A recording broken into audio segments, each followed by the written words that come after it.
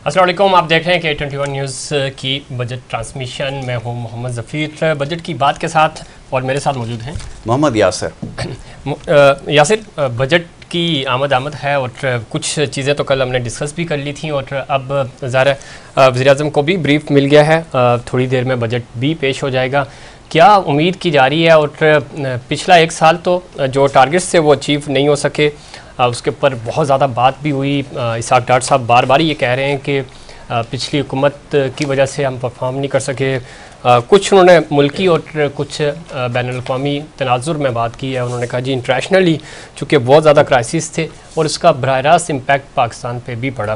किस तरह देखते हैं? बिल्कुल जी, ये बात बिल्कुल दुरुस्त है कि जो हमारे चैलेंजेस हैं बहुत ज़्यादा मुश्किल हालात में हम रहे, लेकिन उसकी जो सबसे बड़ी वजह थी वो ये समझ में आती है कि जो पॉलिटिकल इंस्टेबिलिटी थी जी, इसकी वजह से बहुत ज़्यादा अनसर्टेनिटी बढ़ती चली गई। और उसके साथ साथ जो कल इकनॉमिक सर्वे रिपोर्ट जारी की गई है, जिसका भी आपने हवाला दिया कि जिसके अंदर ही कहा गया कि जो पिछली हुकूमत थी उसकी पॉलिसीज़ की वजह से हम शायद इस साल तक पहुँचे। ये एक हमारी, आप समझ लें कि एक रिवायत रही है, जो भी हुकूमत हो वो जितनी भी ये जो मौशी फ़ैसले होते हैं, ये जो मुश्किलात होती हैं, उसकी ज़िम्मेदारी पिछली हुकूमतों पर डालते हैं। इसमें कोई दो राय नहीं है कि इसकी वजह से भी मुल्क मुश्किलात का शिकार रहा, लेकिन उसके साथ साथ जो ओवरऑल सिचुएशन थी जिसमें जो फ्लड है, पाकिस्तान की तारीख का बदतरीन फ्लड, उसकी वजह से जो नुकसानात हुए हैं वो तमाम चीज़ें इनकर्ड होने के बाद यकीनन ये जो नंबर्स कल पेश किए गए हैं, जिसके ऊपर अभी रवा तबसरा होगा, इसके ऊपर गुफ्तगू होगी, इसकी वजह से हमें बहुत ज़्यादा मुश्किलात का सामना रहा है। ठीक, लेकिन ऐसे एक चीज़ और बड़ी इंपॉर्टेंट थी। पिछले बजट में जो मिफ्ता इस्माइल साहब ने इक़्तिसादी सर्वे रिपोर्ट पेश की थी, उस वक्त 4 ऐसे डिपार्टमेंट्स थे जहाँ पे टारगेट्स अचीव हुए थे, बल्कि उससे ज़्यादा अचीव किया था जो अहदाफ रखे गए थे। और बाकी जो डिपार्टमेंट्स थे उनके अंदर आप के जो इंडिकेटर्स थे वो बड़े मस्बत जा रहे थे। कुछ इश्यूज़ ज़ाहिर सैलाब की जब आपने बात की तो ज़राअत उससे बराह रास्त मुतासिर भी हुई, बहुत सारे डिपार्टमेंट्स मुतासिर हुए। सर्विसेज इस दफ़ा फिर हम उसके अंदर कोई खातिर खा हमारे पास नंबर्स नहीं है। तो रीज़न्स क्या हो सकती हैं? हुकूमत तो हमेशा यही करती है कि हम पिछली हुकूमत पर डाल दें, लेकिन आप चूँकि इकॉनमी को समझते भी हैं, तो क्या रीज़न्स हैं कि हम टारगेट्स ही अचीव नहीं कर सके? और अभी तक हमारे जो इंडिकेटर्स हैं, एक IMF का प्रेशर अपनी जगह, लेकिन IMF ने तो यही कहा था कि आप होमवर्क करें, चीज़ें बेहतर करें, तो क्यों हम चीज़ों को इम्प्रूव नहीं कर सकते? बिल्कुल ज़फ़ीर, इसी हवाले से आज बात की जाएगी। जैसे आपने कहा कि क्यों हम अपने टारगेट्स को नहीं अचीव कर सके। देखिए, सबसे पहले जो चीज़ है, जब आप इकनॉमिक स्टेबिलिटी की बात करते हैं, वो आती है by the virtue of political stability. जब तक पॉलिटिकल स्टेबिलिटी नहीं होगी, अनसर्टेनिटी रहेगी, कोई भी चीज़ आप ठीक नहीं कर सकते। पहली तो ये चीज़ है जी। और जैसे मिफ्ता इस्माइल साहब के वक्त में जो बहुत सारे ऐसे मामला थे जो उस वक्त काफ़ी बेहतर थे, लेकिन उसके बाद सिचुएशन बहुत ज़्यादा क्रिटिकल होती चली गई। आगे चल के उसके बारे में बात करते हैं, लेकिन ये सबसे ज़्यादा ज़रूरी था। और फिर ये कि जो पूरी दुनिया में इस वक्त जो एक क्रंच आया, फाइनेंशियल क्रंच आया, उसमें बड़ी इकोनॉमीज़ को भी हम देखें तो उसको जॉल्ट समहाउ लगा है। और गुज़िश्ता रोज़ भी इस हवाले से बात हो रही थी कि हमारी जो है सिचुएशन मुख्तलिफ है, लेकिन समहाउ अगर रीजन के अंदर या अगर पूरी दुनिया में अगर कहीं मामला ख़राब होते हैं तो उसका इम्पैक्ट छोटी इकोनॉमीज़ के ऊपर लाजमी हमें नज़र आता है। जैसे रशिया और यूक्रेन की जो वॉर है, उसका भी रेफरेंस यहाँ पर कोट किया गया इस रिपोर्ट के। लेकिन इस पूरे अमल में यासिर एक चीज़ जो बड़ी इंपॉर्टेंट है कि क्या हम अपनी जो प्रोडक्शन थी हमारी, सनती हो, चाहे वो ज़राअत हो, लाइफ स्टॉक हो, उसके अंदर हमने क्या इंप्रूव किया? इसका तो बराह रास्त ज़रा इंटरनेशनल अफेयर्स से कोई ताल्लुक नहीं होता, ये आपने खुद ही देखने होते हैं ना। लेकिन दाखिली अमूर भी हमारे क्यों ख़राब रहे, इस पर भी बात करेंगे। पैनलिस्ट हमारे साथ मौजूद हैं। यासिर, पैनलिस्ट बिल्कुल, पैनलिस्ट हमारे साथ यहाँ पे मौजूद हैं। सबसे पहले हमारे जो मौजूद मेहमान हैं मोहम्मद फ़ारूक अफजल साहब, मुख्तलिफ प्रोग्राम्स में आप उन्हें देखते ही हैं, हमारे साथ गुफ्तगू होती रहती है मईशत के हवाले से। जब भी बात होती है फ़ारूक भाई को ज़रूर मदऊ करते हैं। आज एक दफ़ा फिर यहाँ पे मौजूद हैं, उनको खुशामदीद कहेंगे। फ़ारूक भाई, thank you so very much for being with अस। उनके साथ तशरीफ़ रखते हैं जनाब नासिर रियाज साहब, एनालिस्ट हैं और बिज़नेस के मामलात को और इकॉनमी को समझते हैं, और मुख्तलिफ औकात में हम उनको यहाँ पर मदऊ करते रहते हैं। आज एक दफ़ा फिर यहाँ पर हम उनको ज़हमत दी है, उनको एक दफ़ा फिर खुशामदीद देंगे। Thank you so very much Nasir भाई for being with us. Farooq भाई, गुफ्तगू का आगाज़ आपके साथ करेंगे। सिचुएशन आपके सामने है और बड़ी क्रिटिकल सिचुएशन है। देखिए, ऑल इन ऑल बिल्कुल हमें अनबाइस्ड होकर अगर तमाम चीज़ों को देखें तो ये समझना पड़ेगा कि ये जो शॉर्ट टर्म प्लान्स हैं, इसके ज़रिए इकॉनमी को स्ट्रीमलाइन नहीं किया जा सकता। और बड़ी अनफॉर्चुनेट रही है कि जिस वक्त हमारी इकॉनमी रनवे पर आती है, टेक ऑफ करने लगती है, उसके बाद ही हम कोई एक्सपेरिमेंट करते हैं और उसके बाद फिर चीज़ें दोबारा स्लो डाउन की तरफ जाते हैं। सवाल आपसे ये है कि आप क्या समझते हैं कि आने वाले वक्त में डायरेक्शन सेट हो सकेगी, चाहे कोई भी गवर्नमेंट हो? हर शख्स ये दावा करता है कि उसके पास इकनॉमिक प्लान है, एजेंडा है, उसको एग्जीक्यूट अगर सही तरह से किया जाए तो मामला हल हो सकते हैं। What do you have to say, आपके ख्याल में क्या ये मुमकिन हो सकेगा, ये ज़रा फरमाइए। बिस्मिल्लाहिर्रहमानिर्रहीम। यासिर भाई, असल में हमें पहले ये देखना पड़ेगा कि आज हम जिस सिचुएशन पे जहाँ खड़े हैं जी, उसकी एक हिस्ट्री है ना जी। तो उस नहज पे हम जो आज आए हैं, इकॉनमी जो ठीक नहीं हो रही हमारी, आप देखें कि जैसे मैं आपको हमेशा अपने प्रोग्राम में इस तरह के अल्फाज इस्तेमाल करता हूँ, उसलिए इस्तेमाल करता हूँ कि अल्लाह का शुक्र इसलिए अदा करता हूँ कि या अल्लाह उससे वर्स्ट सिचुएशन नहीं हुई। ठीक है ना। तो अल्हम्दुलिल्लाह कोई भी गवर्नमेंट ने, आप ये देखें कि इंडस्ट्रियलाइजेशन पे कभी कोई तवज्जो नहीं दी। अगर हमने इंडस्ट्रियलाइजेशन पे तवज्जो दी होती, आप एग्रीकल्चर बेस्ड कंट्री हैं, ठीक है, क्या हमने जहाँ जहाँ हमारे फ्रूट्स, वेजिटेबल्स या whatever you know the agriculture जो हमारी प्रोडक्ट्स हैं, क्या हमारा जो tons and tons of fruits and vegetables and they get wasted, why? Because उनके कुर्बो जवार में ऐसी प्रोसेसिंग फैक्ट्रियां नहीं लगाने दी गई कि हम अपने उसको प्रोसेस करके, जिससे जो माल खराब हो रहा है, हम अपने एक्सपोर्ट बढ़ाते हैं। देखिए, एक्सपोर्ट बढ़ाएंगे तो रेवेन्यूज आपके पास आएंगे, लेकिन आज भी देखिए किसी गवर्नमेंट ने उस पर एक्शन नहीं लेते वो, ठीक है, आज तक कोई चला रहा है। इसी तरह इंडस्ट्रियलाइजेशन है, जो टैक्सेस हैं, टैक्सेस कैसे बढ़ेंगे? जब इंडस्ट्री मजीद लगेगी। आप उठा के देख ले, पिछले 15-20 साल में वही इंडस्ट्री लगी हुई है, उसी पे आप टैक्स लगाते जा रहे हैं, उसी को अपने छोड़ते जा रहे हैं, उसी पे भी जा रही है। हाँ, बल्कि अब घट गई हैं। आप देखिए, किसी मुल्क की भी जो इकोनॉमी की असास होती है ना, दैट इज एसएमईज होती हैं, ठीक है ना। हमारे यहाँ एसएमईज को पनपने का मौका ही नहीं दिया जाता, ठीक है। हमारे यहाँ जो कल्चर है, मतलब क्या कहना चाहिए, जो बिजनेस कल्चर है, वो डेवलप नहीं किया गया इस वजह से कि हम एसएमईज को प्रमोट करते हैं। अच्छा फारूक भाई, एसएमईज की तरफ मैं आता हूँ, जरा हम चाहेंगे कि स्टेप बाय स्टेप चलते हैं। पहले सबसे बड़ा जो इस वक्त पूरे साल में जो हमें सबसे बड़ा चैलेंज रहा, वो था डेट मैनेजमेंट का, और ये जो डेट सर्विसिंग की वजह से जो हमें नुकसानात हो रहे हैं, इसको पहले किस तरह देख रहे हैं? क्या ये मामला लॉन्गर रन में तो उसको सेटल होने की ज़रूरत है ही, लेकिन ये जो इस वक्त शॉर्ट टर्म के अंदर इसको कैसे सेटल करेंगे? क्योंकि अभी अगर आपकी कलेक्शन 9,500 अरब रुपए अगर आप कलेक्ट कर भी लेते हैं, और 7,500 अरब रुपए अगर आपको डेट रीपेमेंट के अंदर देना पड़े, इंटरेस्ट पेमेंट के अंदर देना पड़े, तो फिर उस मुल्क की इकोनॉमी कैसे आगे बढ़ सकती है? सबसे पहले बेसिक क्वेश्चन तो ये है, मैं चाहूँगा ज़रा यहाँ से शुरू किया जाए, फिर आगे चलते हैं। देखिए, आपके पास बिल्कुल वजह है। हमने जो भी 9,200-400 टारगेट जो रखा है रेवेन्यूज़ का, मैं हमेशा से कहता आया हूँ कि अगर रेवेन्यूज़ बढ़ाने हैं आपने, ठीक है, हमारी अप्रोच गलत है। देखिए, रेवेन्यूज़ जो बढ़ेंगे, वो जब तक हम वेल्थ पे टैक्स नहीं लगाएंगे, हमारे रेवेन्यूज़ नहीं बढ़ेंगे। हमारे, अगर मैं आपको शर्तिया कहता हूँ, अगर आप नॉन डेवलपमेंट एक्सपेंडिचर्स बंद कर दें 3 साल के लिए, जो लल्ले तल्ले सारे, और रेवेन्यूज़ जो हैं वो आप अपना वेल्थ पे टैक्स लगाएं, इनकम पे टैक्स कम कर दें, ताकि स्पेंडिंग हो पैसे की, सर्कुलेशन ऑफ मनी जो है वो चले और लोगों के पास पैसा पहुंचे। मैं आपको शर्त, 20,000 अरब इकट्ठा होगा आपके पास सर, मैं बता रहा हूं आपको, मैं मिनिमम। वजह यह कि हम वेल्थ टैक्स इसीलिए लगाते, देखिए लोगों ने मनी अपनी पार्क की हुई है रियल स्टेट में, लोगों ने डिफरेंट चीजों में से मनी पार्क की हुई है, जो इंडस्ट्री में नहीं आ रही, जो कारोबार में नहीं आ रही, वो जब मनी पार्क होगी तो आपको टैक्स नहीं मिल रहा, तो आप जो है ना टैक्स लगाएं उनके ऊपर, ताकि लोग मनी पार्क कम करें और उसको बिजनेस में लगाएं। ठीक, मैं आपको शर्तिया कहता हूं कि आपके पास रेवेन्यू जो है ना 20 अरब आपके पास आएगा। ये ठीक है, टैक्स लगाना होगा, और टैक्स इसमें कोई शक नहीं। जब हम टैक्स की बात करते हैं, टैक्स में लेकर आएंगे लोगों को, तो आप जो हमारी स्टेट है और ख़ास पे स्टेट बैंक है, उसके पास भी रेवेन्यू जाएगा, जिस तरह फारूक अफजल साहब बता रहे थे। नासिर यार साहब, किस तरह देखते हैं इक़्तिसादी सर्वे रिपोर्ट? तो ज़ाहिर है माजी का हमें बताती है कि जिस साल में हमने क्या किया। ये बजट कितना मुश्किल होगा, अभी ज़ाहिर है थोड़ी देर में पेश भी कर दिया जाएगा, उसका ब्रीफ जो है वो प्राइम मिनिस्टर को दे दिया गया है। IMF हावी रहा इस पूरे अमल पे, आप किस तरह देखते हैं इस पूरे? जी, अस्सलाम वालेकुम, बहुत शुक्रिया आपने मदऊ किया। बात यह है कि 2-3 चीज़ें, एक तो जो बात हो रही है कि इंडस्ट्रियल पॉलिसी हमारी एक सही नहीं है, दूसरी जो है हम बात करते हैं कि टैक्स बढ़ाएं ज़्यादा से ज़्यादा। मैं इसको दूसरे नज़र से देखता हूँ, ज़रूर आप बिल्कुल करें।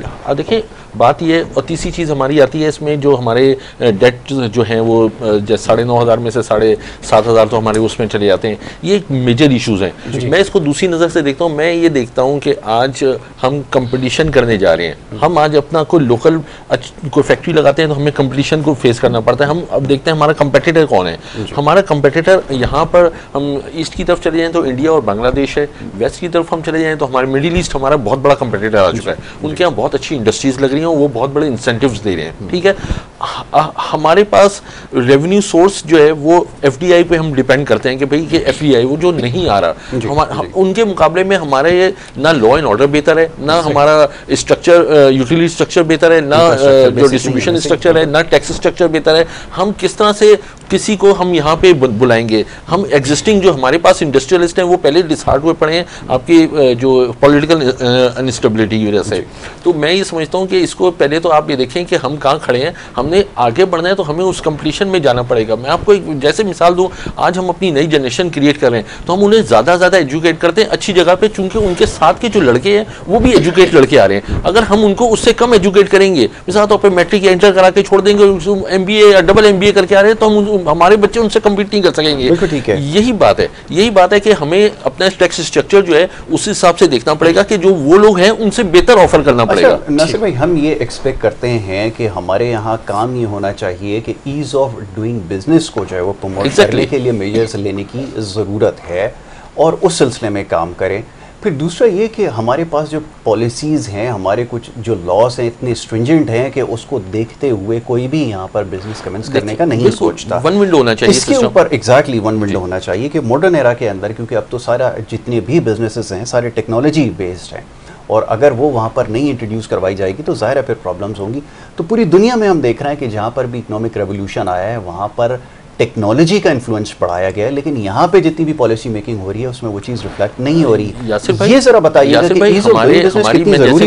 नेक्स्ट जनरेशन जो हमारी जो बड़ी जनरेशन हो रही है, जो आगे बढ़ रही है, जिन्होंने परफॉर्म करना है, वो जब बाहर के मुल्कों में जाते हैं तो इतना उनको ईजी एनवायरनमेंट मिलता है, IT के इंफॉर्मेशन वो इतनी ज़्यादा उसका जो है असर वसूख है, उसकी वजह से IT की वजह से वो बेहतर तरीके से परफॉर्म कर पाते हैं और फिर वो वन विंडो ऑपरेशन होता है, सारा काम हो जाता है। वो यहाँ के ये जो हमारी ब्यूरोक्रेसी को कोई नहीं संभाल सकता, वो हम बैठ के नहीं संभाल सकते, हमारे बुजुर्ग भी बैठ के वो बनाते ही रह जाते थे कि इसका ये करना है वो करना है। हर डिपार्टमेंट का अपने क्राइटेरिया, इसको खत्म करना पड़ेगा आपको। आपने अगर कंप्लीशन करना है, आज यहाँ से पिछले साल में देखा था 7.5 लाख से ज्यादा बंदा यहाँ से फ्लाइट हुआ है, अब ये ब्रेन ड्रेन हुआ है हमारे मुल्क से। इसी तरह से इस साल और ब्रेन ड्रेन होगा, तो ये जब ब्रेन होगा तो बाकी क्या यहाँ बच जाएगा, या बाकी सिर्फ हम लोग ऐसे ही जो हुजूम जो है वो बाकी बचेगा। बिल्कुल सही, आपके लिए उसको रोकने की जरूरत है, उसको रोकने। बिल्कुल वैलिड पॉइंट है। फारूक अफजल साहब, आपकी तरफ आएंगे दोबारा। आप बात कर रहे थे इस्लाहात की भी और ख़ास तौर पे रेवेन्यू जनरेट करने की, जिस तरह अभी नासिर साहब भी बता रहे थे, बड़ी इंपॉर्टेंट्स हैं इस्लाहात, वो जो कि हम नज़र नहीं आ रही है। आपने इंडस्ट्री का जिक्र किया तो घटती जा रही है। जो कारोबारी तबका, कल अगर 4 फैक्ट्रियाँ किसी की थी तो वो हालात इस तरह के हो गए हैं कि वो 2 पे आ गया और जिसके पास 2 थी वो 1 और 1 वाला बंद करके बैठा हुआ है। तो कैसे इनिशिएटिव लिया जाएगा? और जो साजगार माहौल की बात कर रहे थे यासिर, जाहिर सी बात है एक बिजनेसमैन को यही चाहिए कि माहौल पुरअमन रहे, साजगार माहौल हो, वो अपनी इन्वेस्टमेंट कर सके। ये सारी चीज़ें जब बजट पेश किया जा रहा होता है, अब खुद ज़रा चाहे FPCCI हो, कराची चैम्बर ऑफ कॉमर्स हो या पूरे पाकिस्तान के जितने भी चैम्बर्स हैं, इनका इनपुट शामिल नहीं किया जाता। जो वज़ारत ख़जाना है वो पॉलिसी में आप लोगों का इनपुट नहीं लेते ताकि चीज़ें बेहतर हो सकें।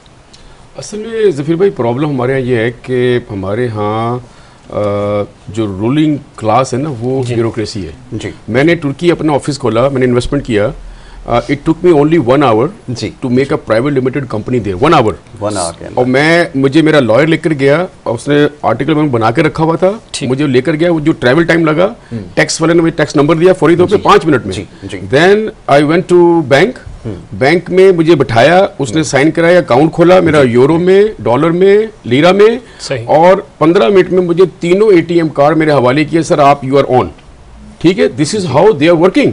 इंडिया में कैसे स्मार्ट वर्किंग, मतलब 2-2.5 घंटे के अंदर सब चीजें कंप्लीट, एक घंटे में। अच्छा, अब आप पाकिस्तान में ये तस्वुर भी नहीं कर सकते कि आपको इतनी ब्यूरोक्रेसी, रेड टेप है कि वो कमेटी के पास जाएगा, आपका इन्वेस्टमेंट का 1 घंटे में तो यहाँ बैंक आपको कैश नहीं देता।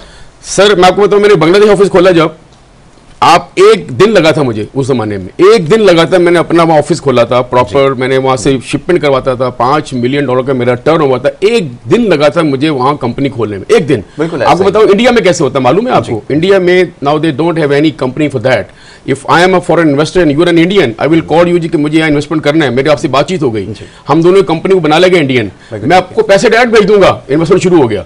कहाँ गई गवर्नमेंट? कहाँ? हमारे यहाँ तो कुछ कंपल्शंस हैं जिसकी वजह से हम ये भी वो नहीं कर सकते। इसके ऊपर आगे चल के बात करूंगा। जरा मैं बात करता हूँ एक्सेस टू फाइनेंस की। जब आपके पास कॉस्ट ऑफ बोरोइंग इतनी हाई हो रीजन के अंदर, मैं तो कम्पीट करने की बात ही नहीं कर रहा, मैं आपसे ये अर्ज़ कर रहा हूँ कि जब इतनी हाई कॉस्ट ऑफ बोरोइंग होगी, बिजनेस के लिए सबसे ज़्यादा ज़रूरी है कि फाइनेंस हो।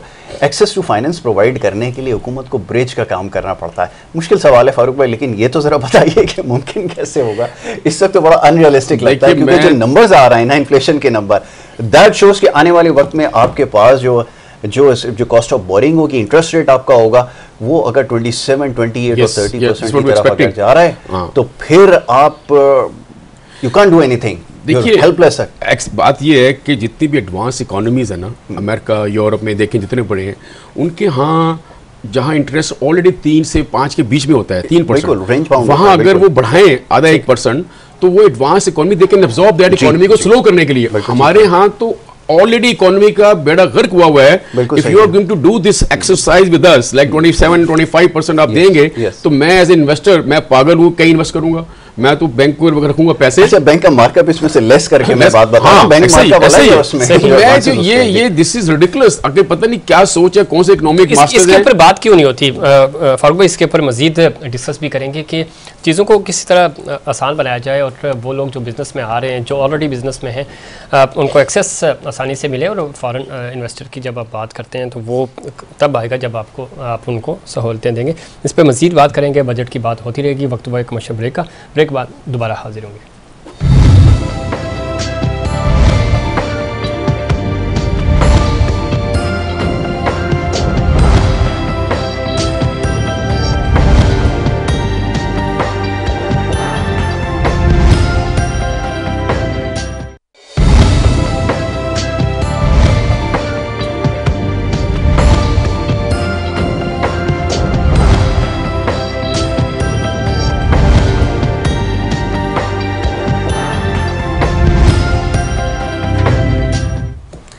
K21 न्यूज़ की बजट ट्रांसमिशन, बजट की बात में एक बार फिर खुश आमदीद। बात हो रही थी बजट कैसा होगा, आम आदमी की जो हालात ज़िंदगी हैं वो बदलेंगे नहीं बदलेंगे। ये हुकूमत जब 1 साल पहले आई थी तो इन्होंने कहा था हम तजर्बेकार हैं, हमारे तजर्बे से आपको फ़ायदा होगा, रिलीफ मिलेगा, महंगाई का खात्मा होगा। वो अलग बात है कि महंगाई डबल ट्रिपल हो गई है और रिलीफ दूर दूर तक नज़र नहीं आ रहा। या सिर्फ कुछ उम्मीदें नज़र आ रही हैं आपको? नंबर्स, आदाद व शुमार को बहुत अच्छे से समझते भी आप, हमें तो कुछ बेहतरी की उम्मीद बताएं हमारे नाज़रीन को। रियलिस्टिक होकर तमाम चीज़ों को देखना भी पड़ेगा और सोचने की भी ज़रूरत है। सबसे पहले ज़रूरी ये है कि हम पाकिस्तान का मुकाबला जितने भी ममालिक से करते हैं, ये बड़ी ज़्यादती है वैसे ये मुकाबला करना। लेकिन पहले हमें ये भी तो बताएं ना, हमारी हुकूमत ही कर रही है, हम तो नहीं कर रहे। नहीं, हमारे लोग देखें, आजकल में हमारा एक हमेशा से एक रिवायत हमारी रही है, एक हमारी आप समझ लें कि एक जीन में ये चीज़ शामिल हो गई है कि जब भी हम जो आप उस बच्चे जैसी मिसाल है जो जमात में फेल हो जाता है, जब आप उससे पूछते हैं कि वो फेल क्यों हुआ है, तो वो कहता है कि मेरे साथ वाला भी फेल हुआ है, मेरे जो दाएं बैठा है वो भी फेल हुआ, बाएं, और वो जो टीचर है मजीद वो भी मुझे जो सही तरह से नहीं पढ़ाता और समझाता। तो ये हमारा हर हुकूमत का देख लें यही रवैया रहा है। इससे पहले भी जो लोग थे उनकी भी यही रविश थी। लेकिन सवाल ये पैदा होता है कि इसको हकीकतन करने की क्या ज़रूरत है। सबसे पहले देखें, जो समझने की चीज़ है वो ये कि पाकिस्तान के केस के अंदर कोई भी पॉलिसी है वो 3 साल 4 साल 5 साल के लिए नहीं बनाई जा सकती। सबसे पहले तो ये तमाम जितनी भी पॉलिटिकल पार्टीज़ हैं, जितने भी स्टेक होल्डर्स हैं, वो कंसेंसस डेवलप करें कि हमें 20 साल 25 साल के लिए एक पॉलिसी हमने डिफ़ाइन करनी है। जो पॉलिटिकल डिफरेंसेस हैं वो चलते रहेंगे, वो पॉलिटिक्स होती रहेगी, लेकिन ये जो लाइन है इसको सब ने मिलकर टो करना है। तो आप उस लाइन पे आ रहे हैं कि चार्टर ऑफ इकोनॉमी भी होना चाहिए। नहीं, आप उसको देखें, चार्टर ऑफ इकोनॉमी नाम दें या कुछ भी नाम दें, चार्टर ऑफ इकोनॉमी और इस तरह के डॉक्यूमेंट्स वहाँ पर साइन होते हैं। बड़ी तल्ख बात मैं कहने लगा और बड़ी सख्त बात है वहाँ पर, जहाँ पे लोग फारसाइटेड हों, विजनरी लोग हों, और इसके अलावा भी एक लफ्ज़ है जो मैं इस्तेमाल कर सकता हूँ लेकिन नहीं कर सकता मैं। तो अगर ऐसे लोग आपके पास होंगे तब जाकर आप कोई पॉलिसी या कोई डॉक्यूमेंट साइन करते हैं जिसके बाद ये चीज़ होती है। हैविंग सेड दैट, अब जो वापस आते हैं अपनी सिचुएशन को देखते हैं तो यहाँ पर आपके पास रूम कितना है। अभी तो सिर्फ आपने ये देखना है कि आपके पास कितना स्पेस है जो एक आप ब्रीदिंग स्पेस दे सकते हैं एक आम आदमी को। बाकी ये जो बजट है, जैसा भी बात हो रही है, एक आम आदमी का सिर्फ कंसर्न इतना होता है कि उसके ऊपर मजीद कितने टैक्सेस लगते हैं, वो जो आटा, घी, चावल और जो कमोडिटीज़ वो खरीदने के लिए जाता है उसमें मजीद कितना इजाफा होगा, वो कि वो हर एक दिन के बाद और हर गुजरते दिन के साथ इसमें इजाफा हो रहा है, तो उसका अब इससे वो नहीं है कि अब बजट में और मजीद कितना इजाफा होगा, तो उसके लिए तो रोज आने वाला दिन पाकिस्तान के अंदर बजट ही है। तो ये चीज है, मुश्किल ही होता जा रहा है। फरूक भाई की तरफ आऊंगा। फरूक भाई, जरा अभी ये बात हो रही थी एक्सेस टू फाइनेंस की, बात हमें करनी होगी।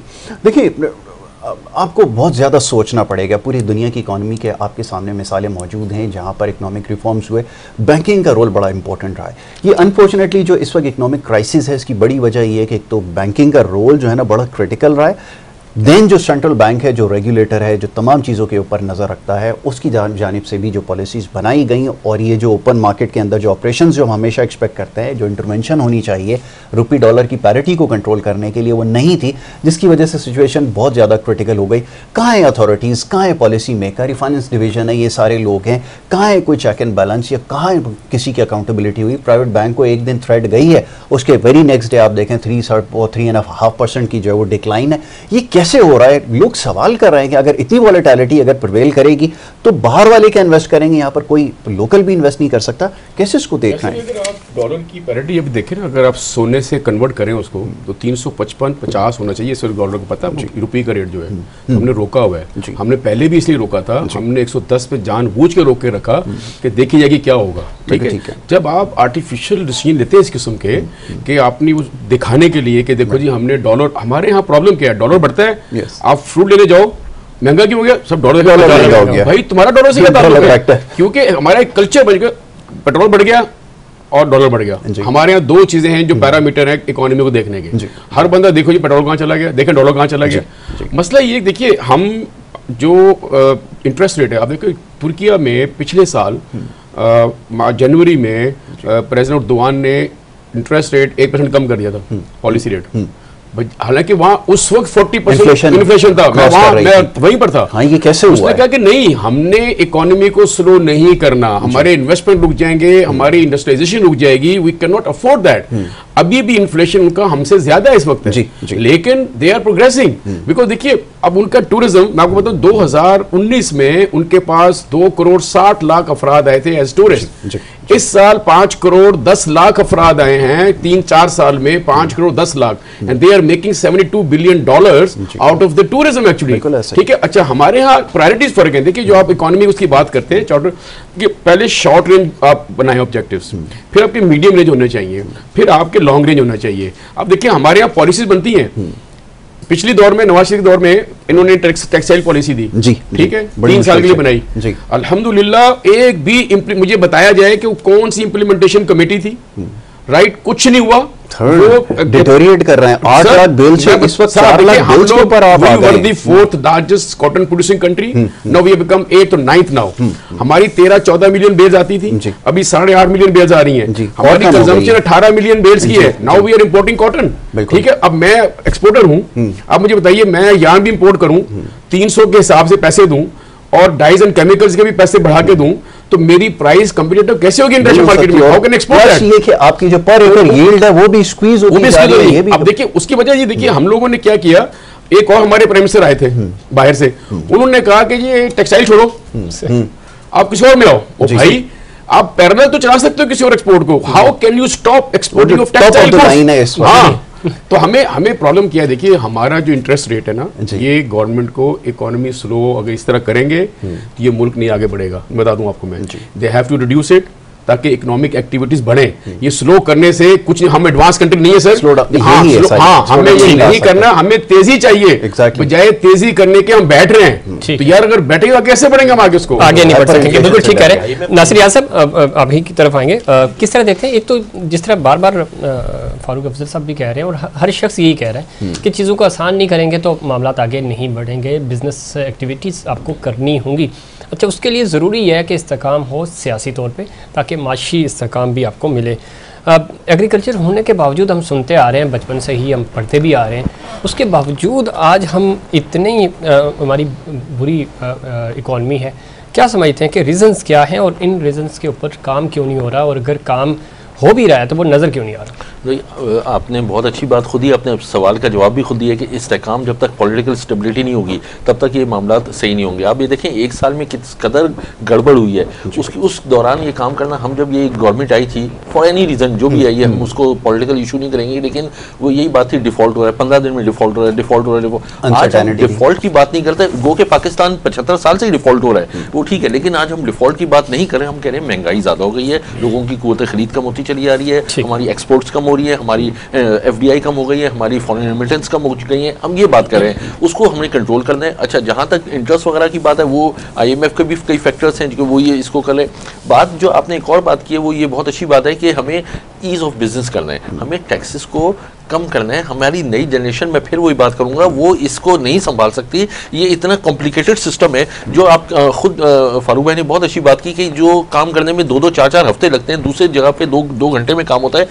हमारी नई जनरेशन कोई काम करने वाली लोग हैं। अच्छा, ये तो हम इस वजह से अंडर परफॉर्म भी कर गए। इसकी और इंडिकेशन देता हूँ कि जो IT एक्सपोर्ट्स की हम बात करते हैं, जिसको रिस्ट्रिक्ट कर दिया हमने 2 बिलियन के ऊपर, हम कैसे इसको इम्प्रूव करेंगे, जबकि हमारा इस वक्त पोटेंशियल वैसे तो बहुत ज़्यादा है, लेकिन अप्रोक्सीमेटली 12 बिलियन आप इससे अर्न कर सकते हो। अब आप बताएं, ये जो गैजेट्स है, IT बेसिकली है क्या? ये मोबाइल फ़ोन, ये लैपटॉप और यही है ना IT, लेकिन आप इसके ऊपर एक्सेसिव टैक्स लगाओगे, उसकी जो ओरिजिनल कॉस्ट है उससे अगर 3 गुना ऊपर ले जाओगे, तो मुझे बताएं एक्सपोर्ट्स कैसे आप बढ़ेंगे? ये पेमेंट गेटवे का सही तरह बना नहीं हुआ। पेमेंट गेटवे के लिए आपको मुहताजी पड़ती है, वही सिटी बैंक या दूसरे में जाना पड़ता है, फिर उसके चार्जेस देने पड़ते हैं, बहुत heavy duty. Online payment method के लिए जो पूरी दुनिया में तरीकाकार है, आप क्या इंप्लीमेंट मुझे बताइए, आप ई-कॉमर्स साइट बनाए, उसका आपका लोकल कौन सा बैंक आपको पेमेंट गेटवे दे रहा है? मजे की बात है कि सबसे इंपॉर्टेंट जो मीडियम है वो पेपैल है, और इसके जरिए जो पेमेंट्स होती है वो आपके पास। सर जी, मैं 20 साल से, गुज़श्ता 20 साल से ई-कॉमर्स कंपनी चला रहा हूँ, वो 2 चेकआउट हम कभी ले रहे हैं, पेपैल ले रहे हैं, कभी कोई और सिस्टम करें। आखिर मैंने अपना जो हमारी पेरेंट कंपनी है शिकागो वाली IT सर्विसेज, उनको मैंने कहा, उन्होंने अपना पेमेंट गेटवे लगा के और वहाँ से मुझे कमीशन हो गई देते हैं। मतलब मेरा तो सिस्टम जो एक्सपोर्ट पाकिस्तान से होनी थी वो वहाँ से हो रही है, और वो अपना काम कर रहे हैं, क्योंकि यहाँ पे पेमेंट गेटवे गुज़श्ता 20 साल से नहीं है।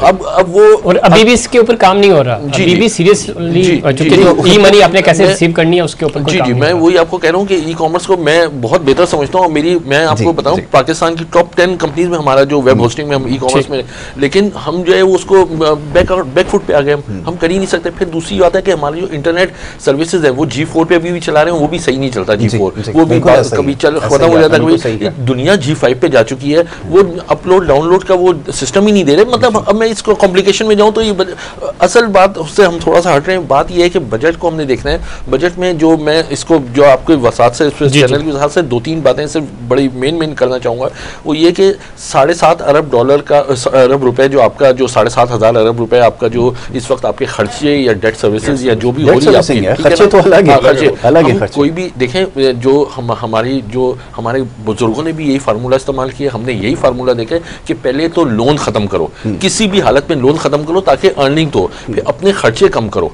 ठीक है, लोन खत्म करने के लिए इनको कुछ ऐसी लैंड्स वगैरह या कुछ ऐसी प्रॉपर्टीज या कुछ ऐसी चीजें करनी पड़ेंगी कि उसको बेच बाच के इसको खत्म करें इस वक्त, ताकि ये जो इतना हैवी ड्यूटी पेमेंट के लिए जो तरीकाकार हमारे यहाँ राइज है ना, वो ये है कि उसको उतारने के लिए मजीद लोन ले लो। $100 बिलियन आज की मार्केट, आज की दुनिया में $100 बिलियन बड़ी बात है, बहुत बड़ी बात। आप इधर उधर से कोई अपनी चीजें,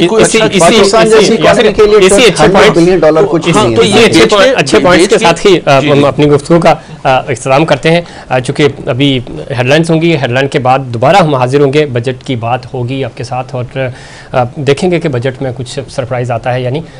वक्त हुआ एक ब्रेक के बाद दोबारा हाजिर होंगे।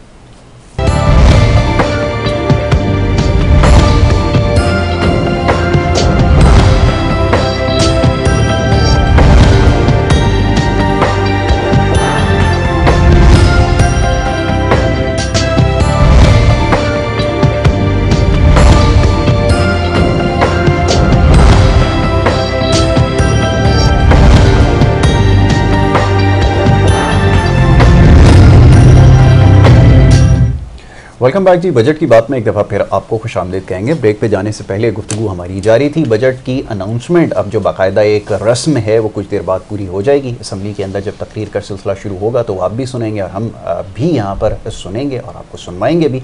तो एजुकेशन के हवाले से और ये तमाम मामलात हैं जो साइड में ये बड़ी खूबसूरत सी एक पट्टी भी चल रही है जिसके अंदर आपको तमाम जो है वो सजेशंस की नज़र आ रही है और ये बड़ी मेहनत से तैयार की गई है। इसमें आपको तमाम चीज़ें बासानी नज़र आ जाएंगी। इसके ऊपर हमारी बात होगी कि क्या क्या एलोकेशंस हैं जो हर साल होती हैं, लेकिन सबसे आम सवाल ये होता है कि जितने भी फंड्स अवेलेबल होते हैं उसकी यूटिलाइजेशन किस तरह होती है। अभी जो कुल इकॉनमी है इसकी जो तवज्जो है वो तमाम तरह इस पे है कि जो बैरूनी कर्जे हैं इनको कैसे उतारा जाए, या IMF या डोनर एजेंसी से, जो पाकिस्तान में ख्याल IMF के हवाले से जब किसी से बात करते हैं तो वो समझते हैं पाकिस्तानी के शायद कोई ऐसा इदारा है, बैंक है जिसके अंदर नोटों के ब्रीफ केस हैं जो हमें मिलते हैं और उसके बाद फिर अपने मामला चलाते हैं। ऐसा नहीं है। तो ये जो इंस्टीट्यूशंस हैं ये जब हमें ये पैसे देती हैं तो उनकी क्या क्या शराइत होती हैं और उनको हम पूरा करने के लिए किस हद तक चले जाते हैं और जिसके बाद फिर जो कुछ बचता है वो हम बजट के अंदर पेश करते हैं।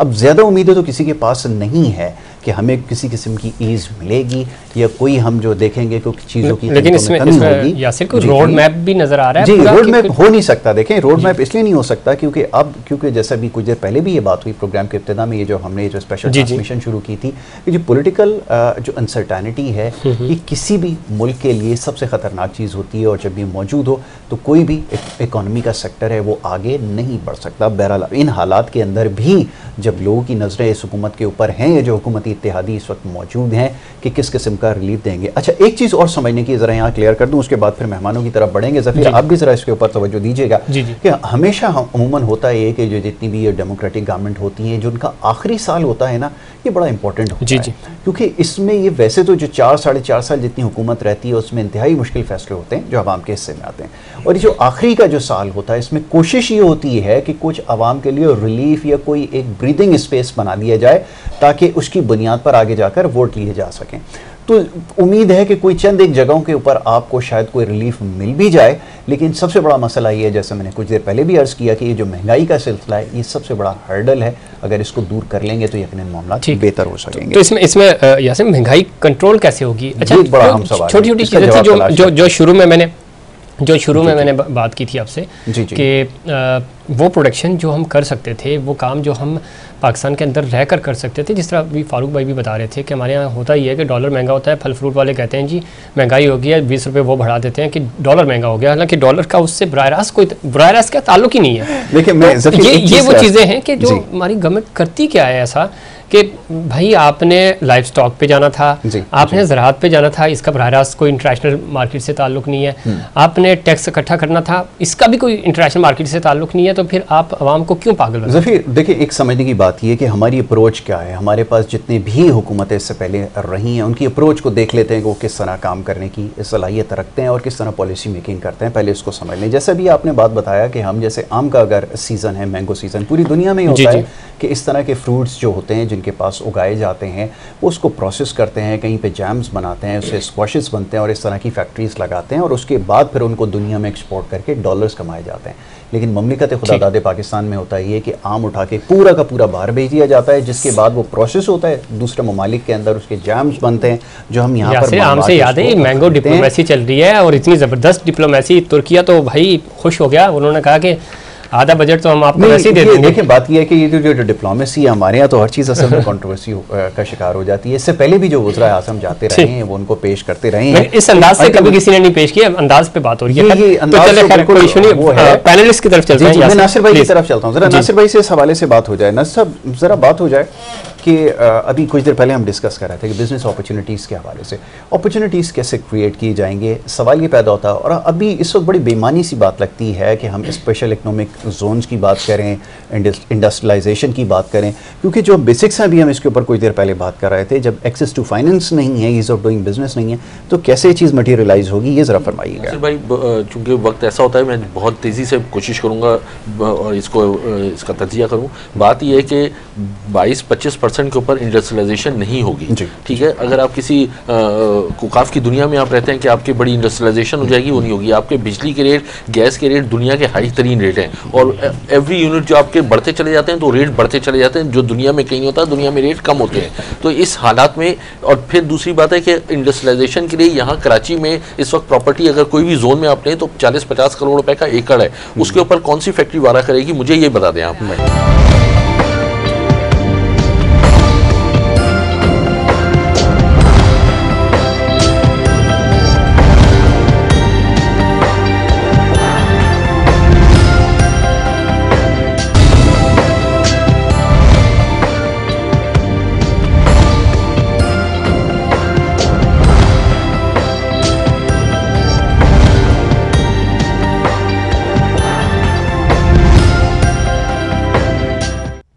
वेलकम बैक जी, एक दफ़ा फिर आपको खुश आमदेद कहेंगे। बजट की स्पेशल ट्रांसमिशन K21 न्यूज़ पे जारी है और बजट स्पीच हम सब ने सुनी, और जिन्होंने नहीं सुनी है उनको हम बताएंगे इस बारे में कि बजट के अंदर क्या क्या अनाउंसमेंट हुई हैं। वैसे तकरीर कुछ ऐसी होती है कि लोगों की ज़्यादा दिलचस्पी जो है वो नज़र नहीं आती, पार्लियामेंट में बैठे हुए लोग भी थोड़े से जो है वो इससे ऐसा महसूस हुआ कि उनकी दिलचस्पी ज़रा इसमें कम है। लेकिन इसमें यासिर एक चीज़ आपने देखी होगी कि वज़ीर ख़ज़ाना ने शुरू ही वहाँ से किया जहाँ पे पाबंदी है।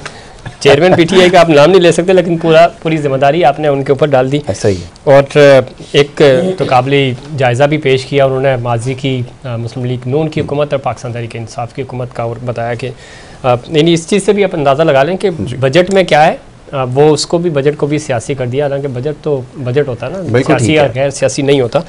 लेकिन इसमें जो कमाल हुआ, आइंदा माली साल हुकूमत की मजमूई आमदन 121 खरब 63 अरब रुपए होगी, वफाकी महासिल 25 खरब 31 अरब रुपए होंगे, सूबों से 6 खरब 50 अरब रुपए का सरप्लस बजट मिलेगा, निजकारी से 15 अरब रुपए आमदन होगी और बजट खसारा 75 खरब 73 अरब रुपए। अब जरा यहाँ से शुरू किया जाए कि निजकारी से 15 अरब रुपए की आमदन होगी, अब ये निजकारी कहाँ पर होगी, पहले तो ये समझने की ज़रूरत है, और ये कैसे मुमकिन हो सकेगी।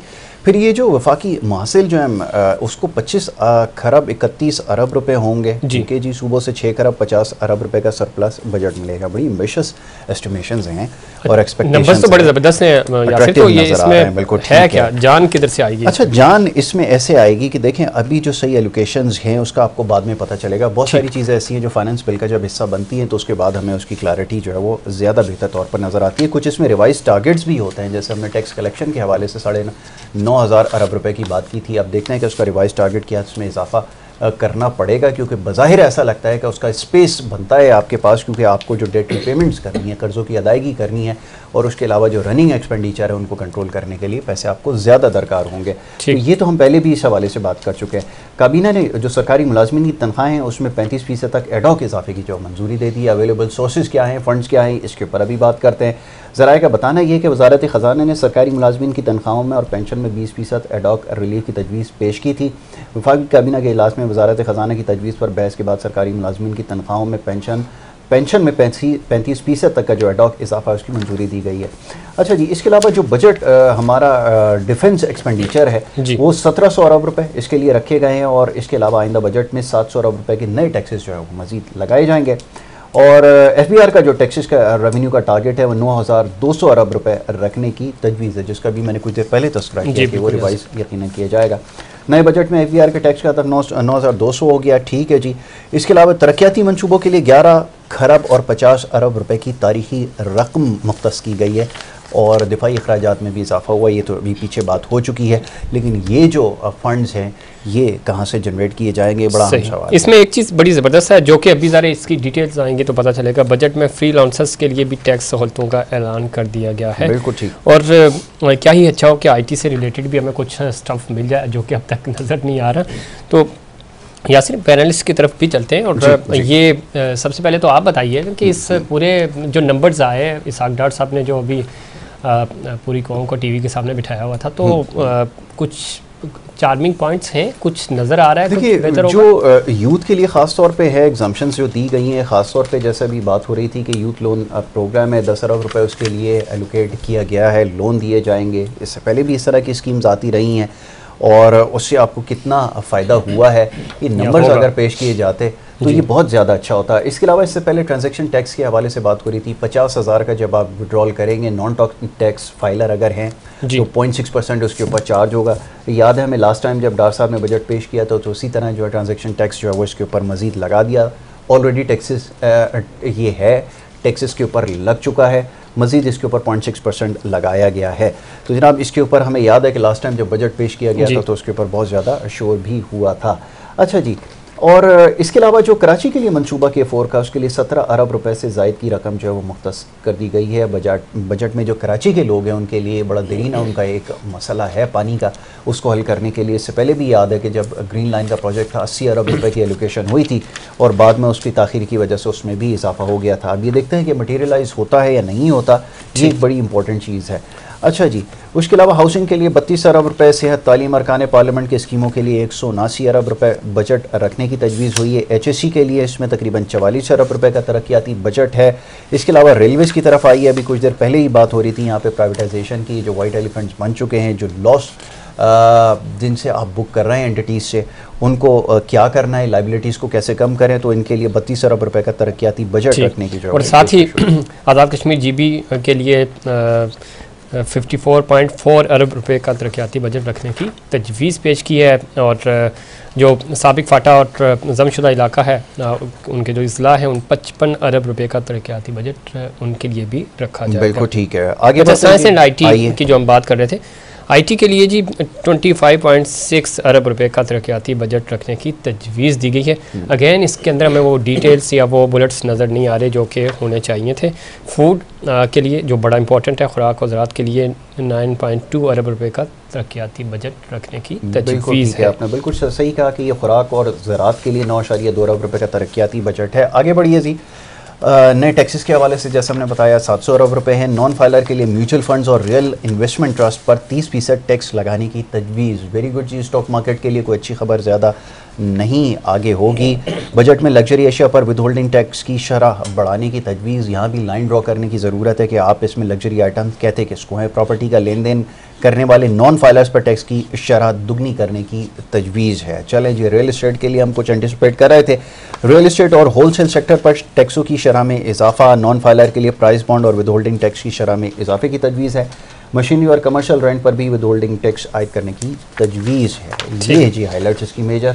जी जफी साहब, देखिए ये चीज़ें तो आ गई हमारे सामने, और अब ज़रा अपने पैनलिस्ट की तरफ भी चलते हैं। ज़रूर ज़रूर यासिर। और ज़ाहिर है जो चीज़ें इसमें बताई गई हैं और जिस तरह का माहौल बनाया जा रहा है, अल्लाह करे कि इसके ऊपर कोई अमल भी हो। और ख़ास तौर पे चूँकि बजट नंबर्स होते हैं और उसके बाद उस फंड्स को आपने एग्जीक्यूट कराना होता है, वो कितना स्मूथ होगा, कैसे होगा, और माजी से आप उसको कंपैरिजन उसका करते हैं तो आपको चीज़ें सामने नज़र आती हैं। इन तमाम इशूज़ पे बात करेंगे। हमारे साथ मौजूद हैं जनाब मोहम्मद फ़ारूक अफजल साहब, हमारे माशात हैं। फ़ारूक भाई, चूँकि आपके साथ नए मेहमान का भी इजाफा हुआ पैनलिस्ट का, तो जायद मज़ारी साहब आपको भी खुश आमदीद कहते हैं। ट्रांसलेशन मज़ारी साहब जो हैं वो हमारे सीनियर एडवोकेट भी हैं और कानून को समझते हैं। तो और FBR के हवाले से ख़ास तौर पे कानून की जो तरमीम के हवाले से हम बात कर रहे थे कुछ देर पहले, सिम्प्लीफाई करने की कितनी ज़रूरत है उसके हवाले से भी उनसे गुफ्तगू करेंगे, उनको शामिल गुफ्तगू करेंगे। बहुत शुक्रिया जी। फारूक भाई, स्पीच सुनी आपने? जी जी। क्या आपने इसके अंदर आपको क्या वो अहम नुकात लगे जो बजट जो है वो आवाम के लिए या वैसे भी आम शख्स के लिए भी, कोई मतलब 1.5 घंटे से हम देख रहे थे ना, तो वो कुछ बेहतर नज़र आया? कुछ कोई पॉइंट्स ऐसे हैं जो लगता है कि हुकूमत ने बहुत अच्छा बनाया बजट? ज़फ़ीर भाई, हमेशा की तरह अगेन वही कट एंड पेस्ट का सिस्टम किया गया। ठीक। और उन्हीं फिगर्स को लेके, अगर टैक्स पहले 800 था तो अभी 900 कर दिया, बढ़ा देंगे। सही। उन्हीं नंबर्स को लेके उसी जो हेड ऑफ अकाउंट्स को ही उन्होंने ऊपर नीचे किया है। ठीक है, ऐसी कोई आवाम के लिए सहूलत नहीं है क्योंकि वाह क्या बजट है भाई, कोई ना एक ऐसी कोई चेंज आए, इन्हीं ड्रास्टिक किस्म की चेंज लाए हों कि हाँ यार बिल्कुल हट के जो है ना, वो पहले जो एक ट्रेडिशनल किस्म का बजट है उससे हट के कोई बात की हो, ऐसी कोई बात नहीं है।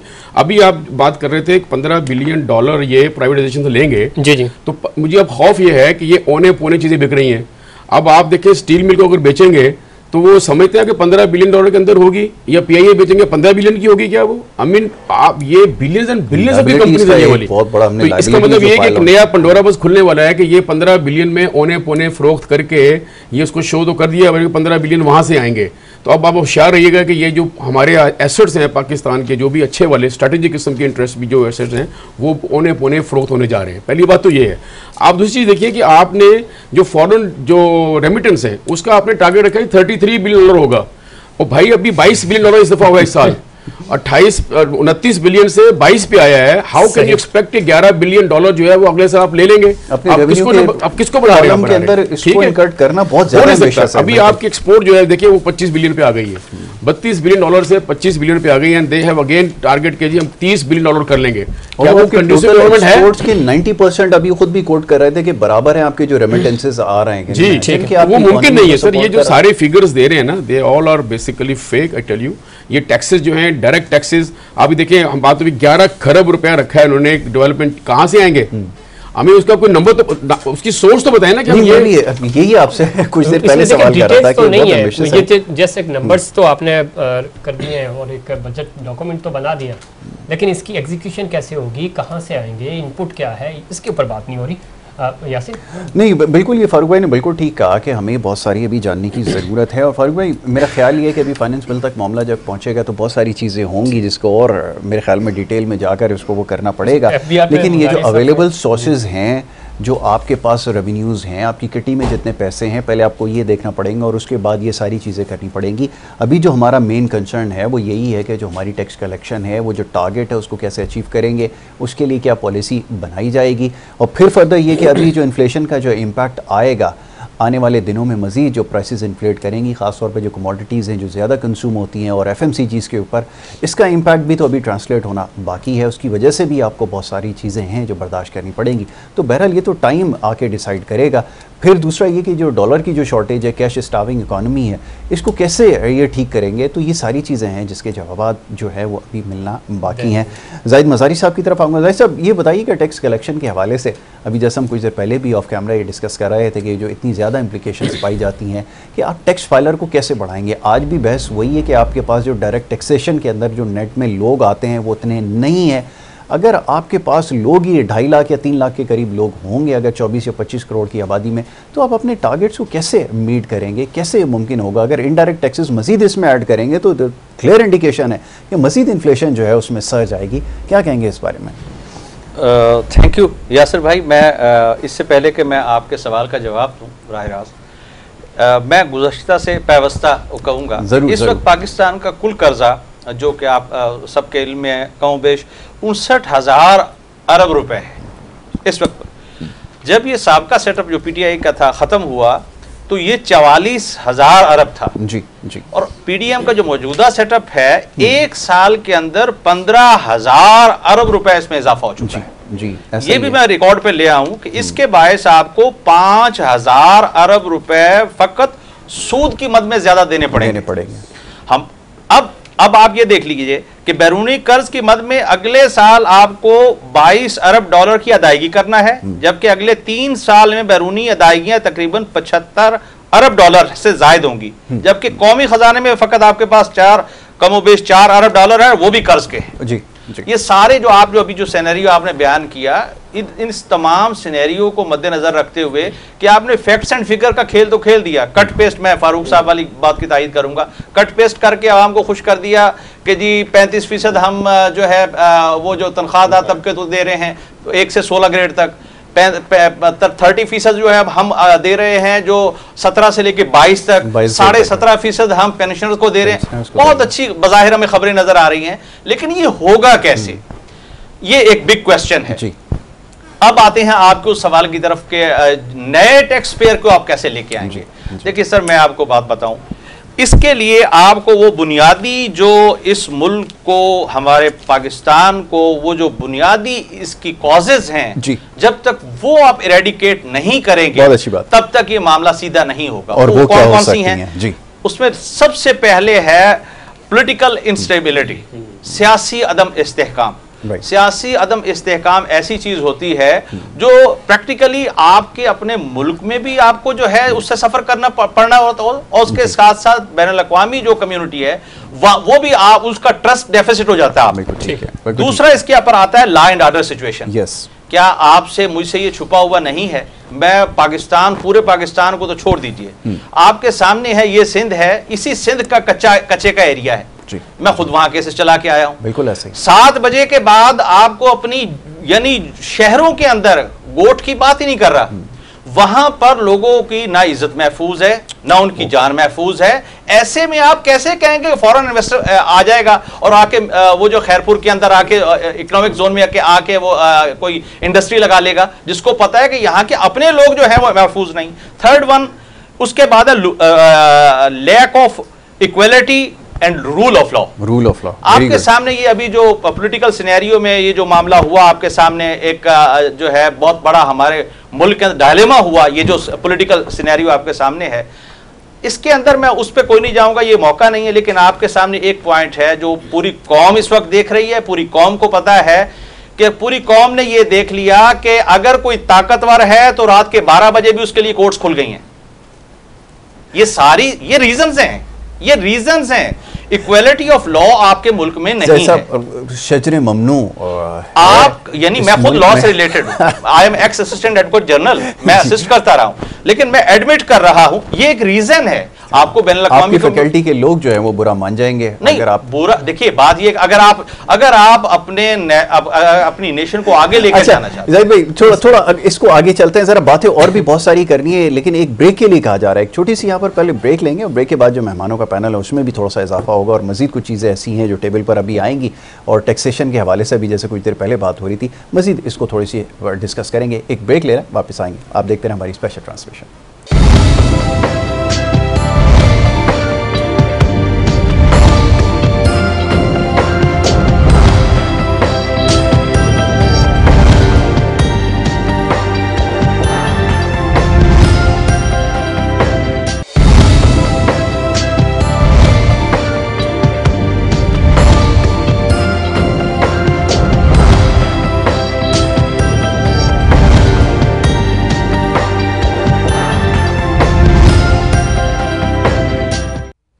वेलकम बैक जी। बजट की बात में एक दफ़ा फिर आपको खुशामदीद कहेंगे। ब्रेक पे जाने से पहले गुफ्तगू जारी थी, बात हो रही थी कुछ जो बजट अभी पेश किया गया है उसके हवाले से, उसकी हाइलाइट्स आपके सामने हमने रखी हैं। और ज़फ़ी साहब एलोकेशंस तो हो गई हैं, लेकिन ये जो अवेलेबल फंड्स हैं, सोर्सेज हैं, इसके हवाले से बहुत सारे क्वेश्चंस हैं जिसके ऊपर बात कर रहे थे। और कुछ चीज़ें इसमें हमें नज़र आ रही हैं जिसके अंदर अट्रैक्शन है, जैसे अभी कुछ देर पहले भी ये बात हो रही थी। लेकिन आपने जैसे कहा कि मटीरियलाइज होना ये सबसे ज़्यादा ज़रूरी है। बहरहाल इसको मज़ीद आगे डिस्कस करेंगे। अभी जैसे कुछ देर पहले ब्रेक पे जाने से बात हो रही थी टैक्स कलेक्शन के हवाले से, जो टारगेट्स हैं उनको कैसे मीट करेंगे। फिर अगेन एक क्वेश्चन जो हर दफ़ा होता है वही कि डायरेक्ट टैक्सेशन को कैसे प्रमोट किया जाएगा, उसके लिए क्या पॉलिसी इंट्रोड्यूस करवाई गई है, और प्लस ये जो एग्जिस्टिंग टैक्स पेयर है उसको किस हद तक ईज़ मिली है, इसको अभी इसका एनालिसिस करना बाकी है।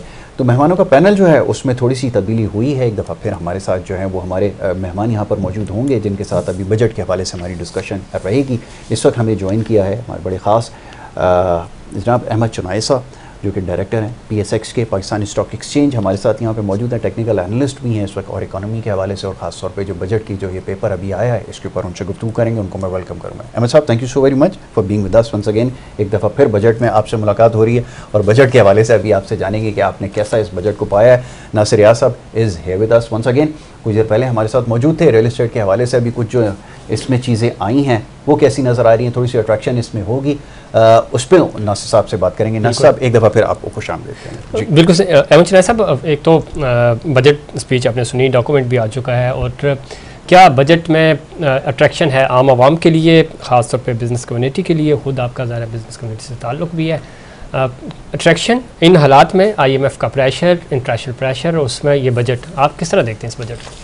बिस्मिल्लाहिर्रहमानिर्रहीम, बहुत बहुत शुक्रिया। देखिए, इन हालात के अंदर जो पाकिस्तान की इस वक्त इकनॉमिक कंडीशंस हैं, मैं समझता हूँ इससे बेहतरीन बजट कोई नहीं हो सकता था। जो भी इन्होंने मेजर्स लिए हैं वो मेजर्स इन्होंने रैशनल करके लिए हैं, और रैशनल मेजर्स में जो है वो बहुत सारी चीज़ें ऐसी हैं जिससे आम लोगों को सहूलत भी मिल सकती है।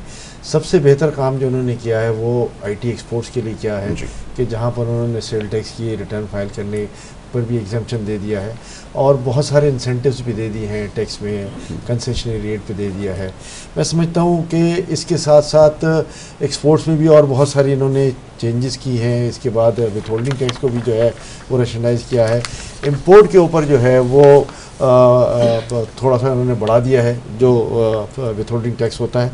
इसके साथ साथ एक और काम इन्होंने ये किया है कि जो एक्सपोर्ट ऑफ कमोडिटीज़ हैं जिसमें एग्रीकल्चर प्रोड्यूस हैं, जेम्स हैं, मार्बल्स एक्सेट्रा हैं, वो अगर ऑनलाइन प्लेटफॉर्म पे आप ये काम करते हैं तो 1% कंसेशनरी फाइनल टैक्स लाइबिलिटी इन्होंने कर दी है इनडायरेक्ट एक्सपोर्टर के लिए। तो इसका मतलब ये है कि जो छोटे छोटे एक्सपोर्टर हैं जो खुद एक्सपोर्ट नहीं कर सकते, वो ऑनलाइन प्लेटफॉर्म को जब देते हैं और वो एक्सपोर्ट करेंगे तो उसमें वो टैक्स नहीं चार्ज करेंगे। साथ साथ उन्होंने इसको भी जो है वो उसमें डाल दिया है कि कमोडिटीज़ की इस तरह इनडायरेक्ट एक्सपोर्ट पे सेल्स टैक्स भी चार्ज नहीं होगा। ठीक है, तो मैं समझता हूँ कि ये एक बड़ा इंसेंटिव है। इससे जो ऑनलाइन ट्रेडिंग प्लेटफॉर्म्स हैं पाकिस्तान मर्केंटाइल एक्सचेंज ने बनाया है वो भी, और दूसरे भी प्लेटफॉर्म जो हैं उन सबको बड़ा बेनिफिट मिल जाएगा और पाकिस्तान की एक्सपोर्ट को जो है वो एक बड़ा बूस्ट मिल जाएगा। मैं और भी ये समझता हूँ कि बैंकिंग कंपनीज पे भी उन्होंने टैक्स रेट्स को रैशनलाइज किया हुआ है। जहाँ आप आईटी के लिए लोन दे रहे हैं या जहाँ हाउसिंग के लिए लोन दे रहे हैं तो उसमें 20% जो कंसेशनरी इनकम टैक्स है उसको उन्होंने लागू कर दिया है। तो ये सारे इंसेंटिव जो हैं वो मैं समझता हूँ कि रियल बूस्ट है इस किस्म के हालात के अंदर, और मार्केट जो है उसका बड़ा पॉजिटिव रिएक्शन देगी। और उन्होंने जो सबसे बड़ा काम किया है वो मैं ये समझता हूँ कि जो लोग जो लिस्टेड कंपनीज हैं उनके पास बड़ा मैसिव रिजर्व पड़ा हुआ है।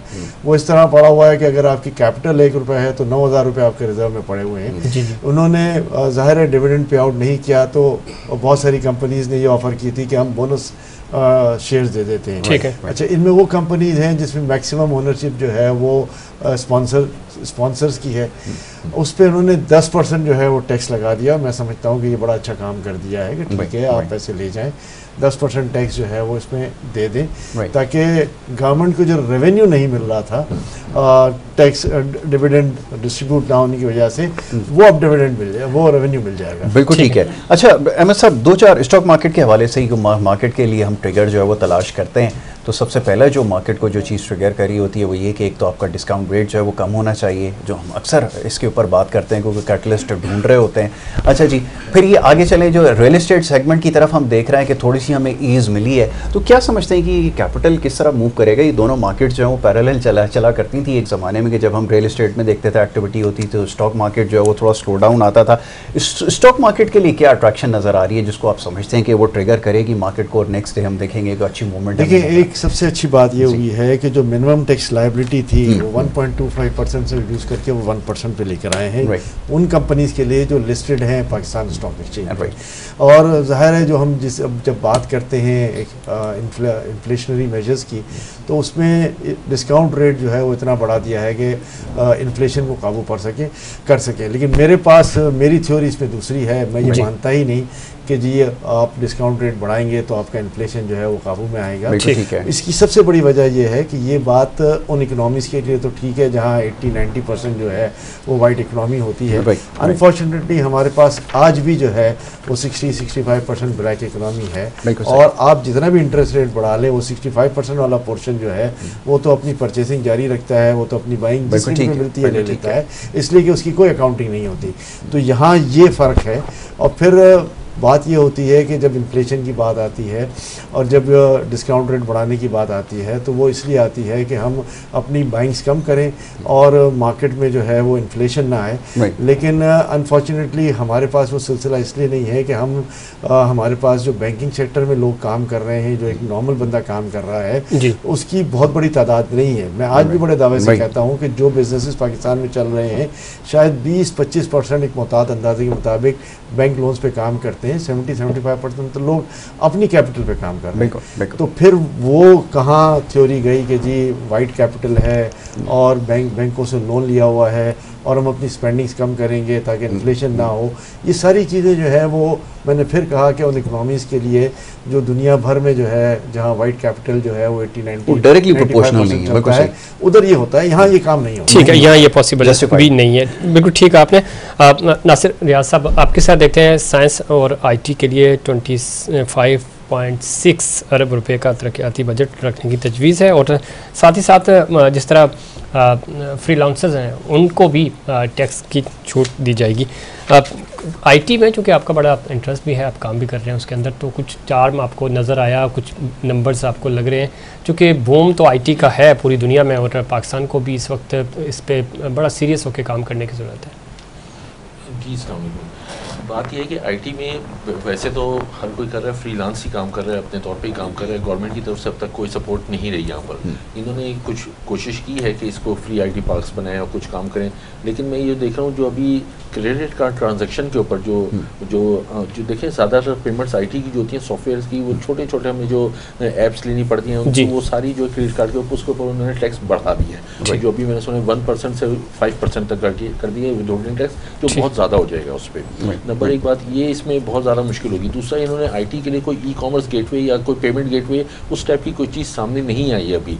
इसके बाद जो इनका जो आईटी में आपका जो G4 भी थोड़ा सा ऐसे ही आपका जो डेटा ट्रांसफ़र जो है वो उतना अच्छा नहीं मिलता।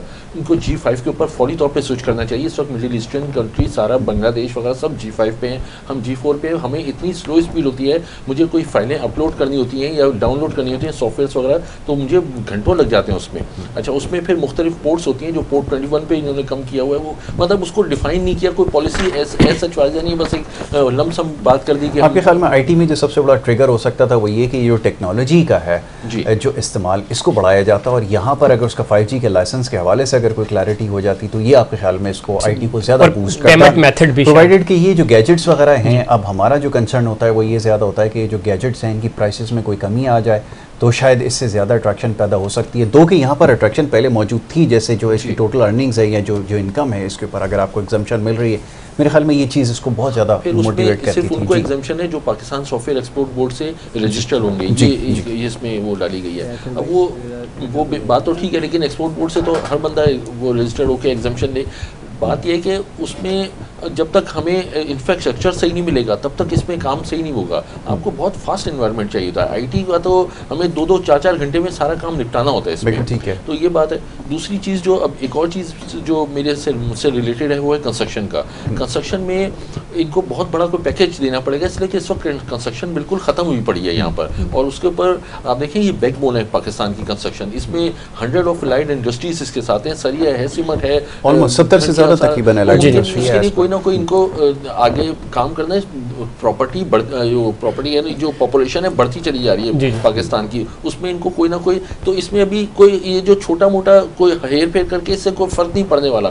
दूसरी चीज़, एक और चीज़ जो सबसे, ये जो नॉन फाइलर और फाइलर का जो मामला कर रहे हैं, ये मैं समझता हूँ बिल्कुल ये इसको नहीं करना चाहिए। इस वक्त CNIC बन चुका है, नादरा के पास तमाम डेटा मौजूद है, एवरीवन इज़ फाइलर, और इनके पास पूरा इनकम टैक्स का पूरा हर चीज़ जो इनके FBR में सारा रिकॉर्ड होता है, कौन कितनी परचेज कर रहा है, कौन कितनी सेल कर रहा है, वो खुद ब खुद इसको करने की जरूरत है। बिल्कुल ठीक है कि ये इसको ज़्यादा और हर बंदा फाइलर उसको कंसीडर करें और उसके ऊपर काम, जिसके पास CNIC है उसकी सारी डिटेल, वो क्या खरीदता है क्या नहीं खरीदता, ये वहाँ से हमें खुद कंपटीशन ज़्यादा आती है ना नासिर साहब। आपको पता है जो स्मॉल ट्रेडर्स हैं उनको जब टैक्स नेट में लाने की बात करते हैं तो फिर आप देखते हैं कि सड़कों के ऊपर क्या होता है। ये बहुत बड़ा प्रॉब्लम है, इसके ऊपर सबसे पहले कंसेंसस डेवलप करने की ज़रूरत है। आप तमाम स्टेक होल्डर्स को ऑन बोर्ड लेके अगर पॉलिसीज़ को इम्प्लीमेंट करते हैं तो समाओ फिर आप इसको एग्जीक्यूट करने में कामयाब हो जाएंगे।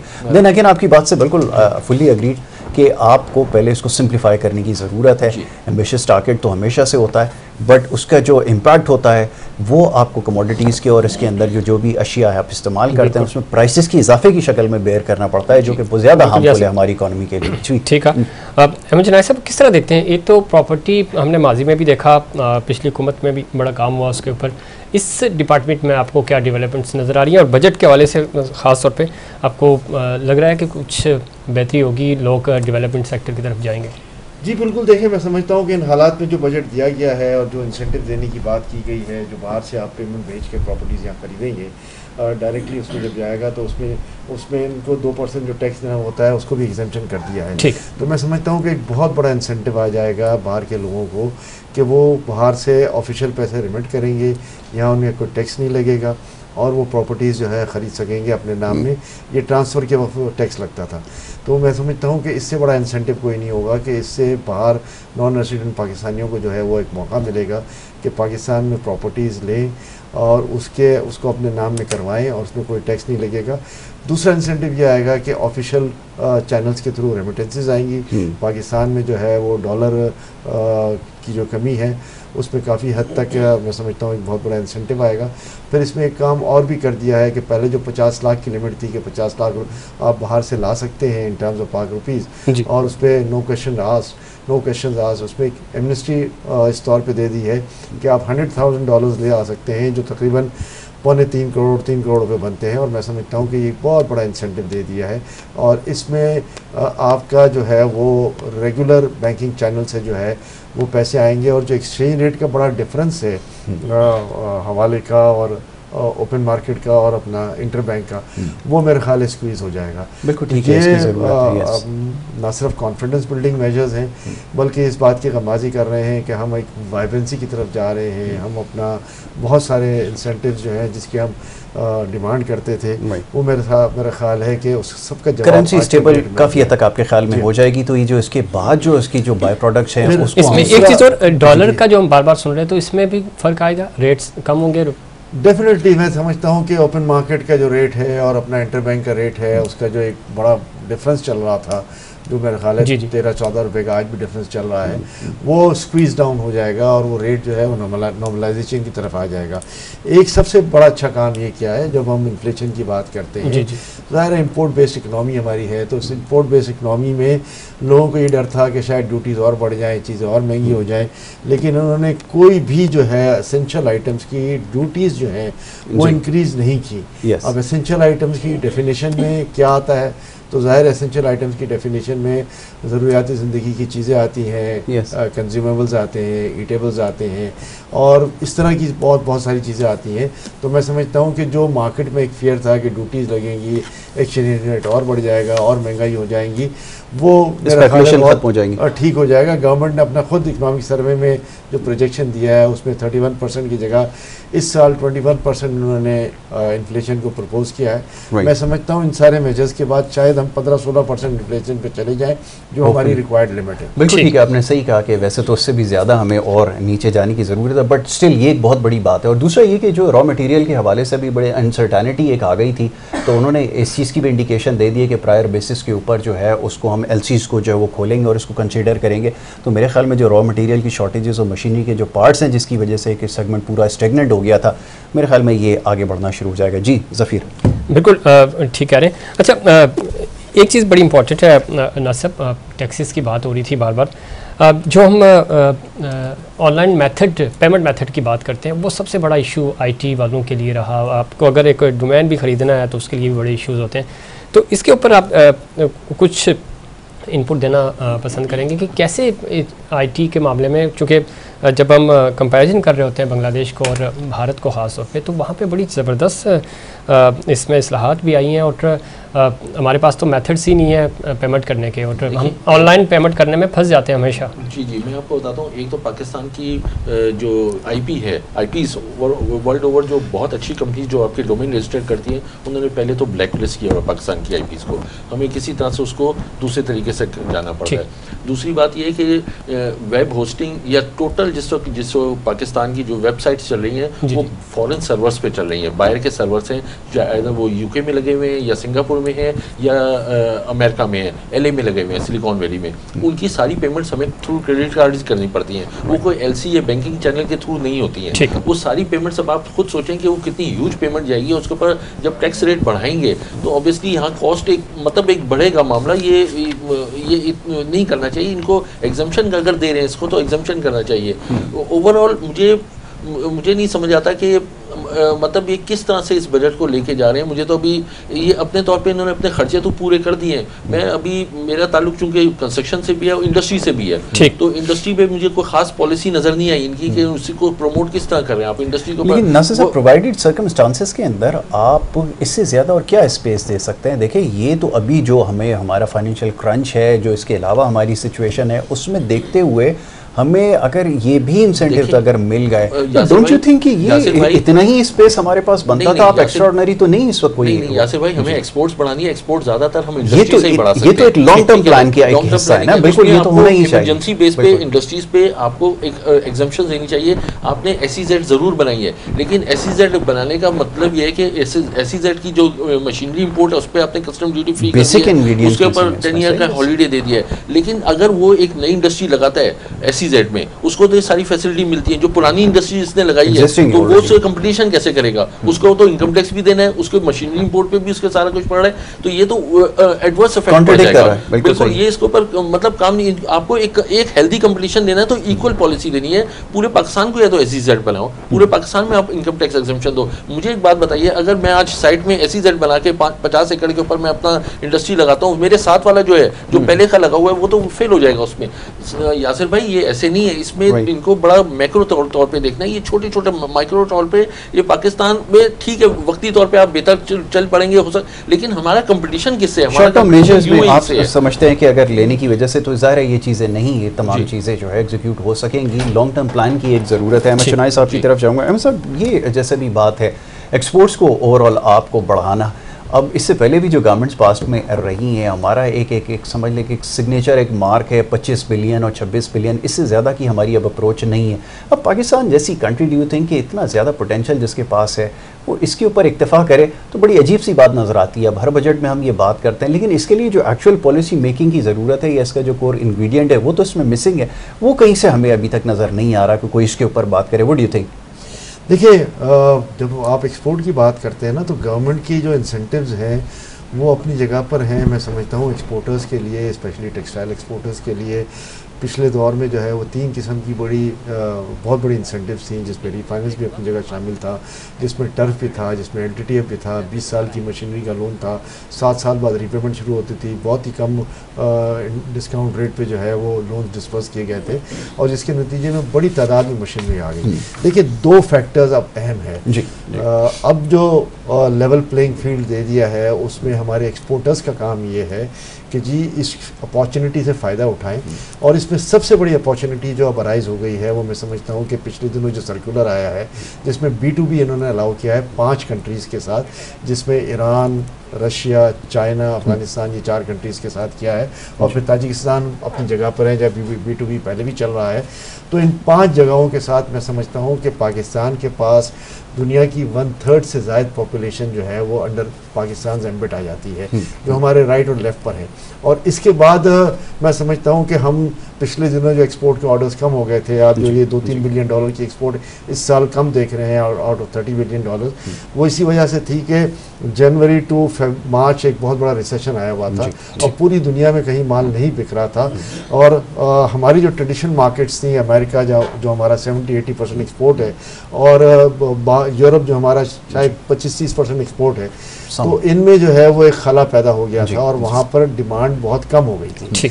इसकी वजह से आपकी जो प्रोडक्शन कैपेसिटीज़ थी वो आइडियल हो गई, आपके पास जो है वो माल बनना बंद हो गया, लोग जो हैं वो ज़ाहिर है ले ऑफ होने शुरू हो गए। लेकिन इसमें खुदा न खासा मैं नहीं समझता कि गवर्नमेंट का कोई कसूर था।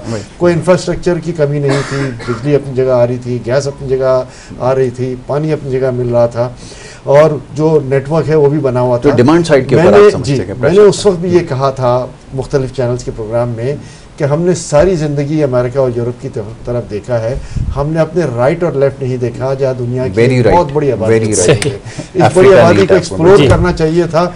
आज मौका है कि हम एक्सप्लोर करें। B2B में एक बहुत बड़ी अपॉर्चुनिटी मिली है, और B2B में पाकिस्तान का कोई नुकसान नहीं है कि आप $10 का माल बेचेंगे तो $10 का माल लेकर आएंगे, आपका ट्रेड डेफिसिट, पेमेंट डेफिसिट जो है वो 0 हो जाएगा।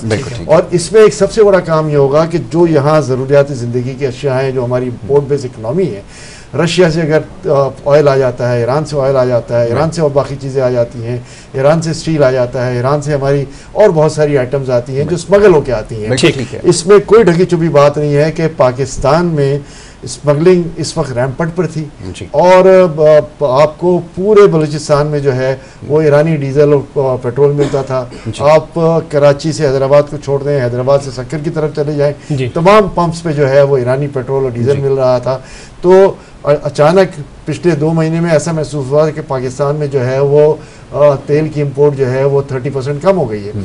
जब पता चला कि क्यों कम हो गई है, तो उसके कम होने की वजह ये नहीं थी कि हमारी गाड़ियां बंद हो गई है, इसकी कम होने की वजह ये थी कि इलीगली स्मगलिंग होकर जो तेल आ रहा था मार्केट पूरा कर रहा था। बिल्कुल ठीक है, बिल्कुल ठीक है। तो यहाँ ये इशूज हैं, हमें इसको देखना है, और मैं समझता हूँ कि अगर लीगल तरीके से माल आ जाता है और लीगल तरीके से हम अपनी अशिया को आगे बेच सकते हैं, तो मैं जनरलाइज करना होगा, मोटिवेट करेंगे। एग्जैक्टली, बिल्कुल ठीक है। अहमद साहब, आपका बहुत शुक्रिया कि आपने हमें वक्त दिया, शामिल गुफ्तगू रहे, मुख्तसर वक्त में बड़ी अच्छी बात हुई है, और सिलसिला क्योंकि हमारा जारी रहेगा, लेकिन एक न्यूज़ ब्रेक की तरफ हमें जाना होगा।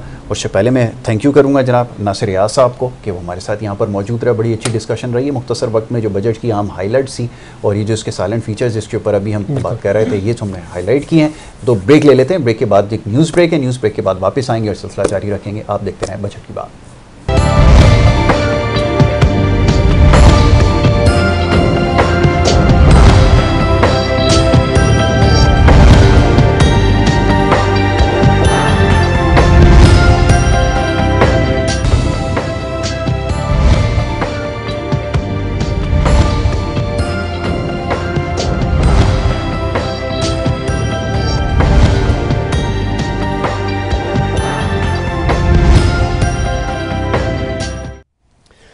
K21 न्यूज़ की बजट ट्रांसमिशन, बजट की बात में एक बार फिर खुशामदीद।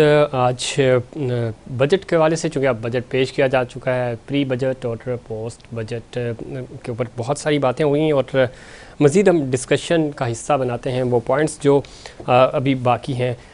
इस वक्त ज़ाहिर है आइंदा माली साल का जो मजमूई बजट है, आमदन 121 खरब 63 अरब रुपए होगी। वफाकी महासिल जो हैं वो 25 खरब 31 अरब रुपए होंगे। सूबों से 6 खरब 50 अरब रुपए का सरप्लस बजट मिलेगा। निजकारी से 15 अरब रुपए आमदन होगी और बजट खसारा 75 खरब 73 अरब रुपए होगा। ये वो नंबर्स हैं जिनके गिर्द पूरा बजट हमारा घूम रहा है और इसी पे आज इसाक डार साहब भी बता रहे थे तमाम तर चीज़ें और हम डिस्कस भी करते रहे थ्रू आउट और हमारे साथ पैनलिस्ट भी मौजूद थे। मज़ीद पैनलिस्ट भी हमारे साथ मौजूद होंगे और इस वक्त हमारे साथी एंकर और ख़ास तौर पे जब हम बजट की बात करते हैं, इकॉनमी की बात करते हैं, उसको बड़ा डीपली समझते भी हैं, उसके ऊपर हमेशा डिस्कस भी करते हैं। मोहम्मद यासिर साहब, यासिर खुशामदी कहते हैं आपको एक बार फिर। Thank you Zafir. और अभी कुछ देर पहले जब हम ये सारा ट्रांसमिशन जी था कि वो नंबर्स देख रहे थे और ये जो फिगर्स जो पेश किए गए उसके ऊपर बात कर रहे थे, तो इसमें तलाशी कर रहे थे कि इसमें कौन सी ऐसी चीज़ें हैं जो बाकी रह गई हैं, जिनके ऊपर बहुत ख़ास बात होनी चाहिए। अच्छा, अब सबसे पहले जो 2-3 चीज़ें जो इसके अंदर जिनको स्लाइटली जिनको टच किया गया है, वो जो हाइब्रिड सीड के हवाले से एक बात की थी, ठीक, ये एक बड़ी इंटरेस्टिंग चीज़ है। को हाइब्रिड सीड जो है वो अगर उसके ऊपर अगर आपको कोई ईज़ मिल जाती है, मिसाल के तौर पर अगर उसको मंगवाने में आपको अगर किसी किस्म की अगर रिलीफ मिलती है, अगर ड्यूटी की शक्ल में किसी भी शक्ल में अगर एग्जाम्पशन है, तो ये चीज़ बड़ी मोटिवेटिंग है फार्मर के लिए और आपकी जो ओवरऑल प्रोडक्शन है वीट के हवाले से और कॉटन के हवाले से वो बूस्ट होने के चांसेस है। हम अनफॉर्चुनेटली ये जितनी भी पॉलिसी मेकिंग हमारी होती है, इसमें हम सारी जो एफ़र्ट्स होती हैं वो अर्बन इकॉनमी को ठीक करने के लिए करते हैं। रूरल इकॉनमी को ठीक करने के लिए हमारे पास एफ़र्ट्स कम होती हैं। पहले ज़माने में ज़फ़ीर ये हुआ करता था कि जो सबसे ज़्यादा जो चीज़ लोग फोर्सी करते थे बजट के अंदर वो ये होता था कि ट्रैक्टर की प्राइसेस के अंदर किस हद तक जो है वो कमी आई है, या उससे जुड़ी जो मशीनें हैं उसके ऊपर आपने कितनी जो है वो सब्सिडीज़ दी हैं या प्राइसेस को उसके ऊपर कह रहे हैं कि किसान दोस्त बजट होता था, किसान दोस्त हुआ कर दिया। आपने बड़ी अच्छी टर्म इस्तेमाल की है कि वो जो फार्मर फ्रेंडली बजट हुआ करता था और उसका इवेंचुअली जो इफेक्ट था वो आपको पूरी इकोनॉमी पे नज़र आता था।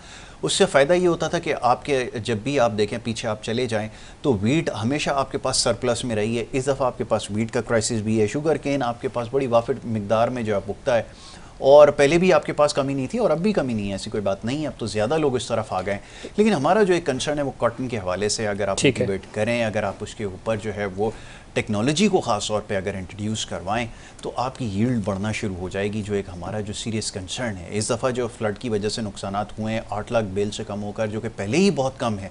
डिमांड आपके पास आ रही है अनफॉर्चुनेटली नेबरिंग कंट्री के अंदर अगर कॉटन की प्रोडक्शन देखें तो बहुत ज़्यादा बढ़ गई है, 16 लाख बेल्स और इससे भी ज़्यादा मेरे ख्याल में वो कर गए, लेकिन हमारे यहाँ ग्रेजुअली जो है वो कम होना शुरू हो गई है और वो होते होते 4 लाख बेल्स तक जो है वो हम पहुँच गए।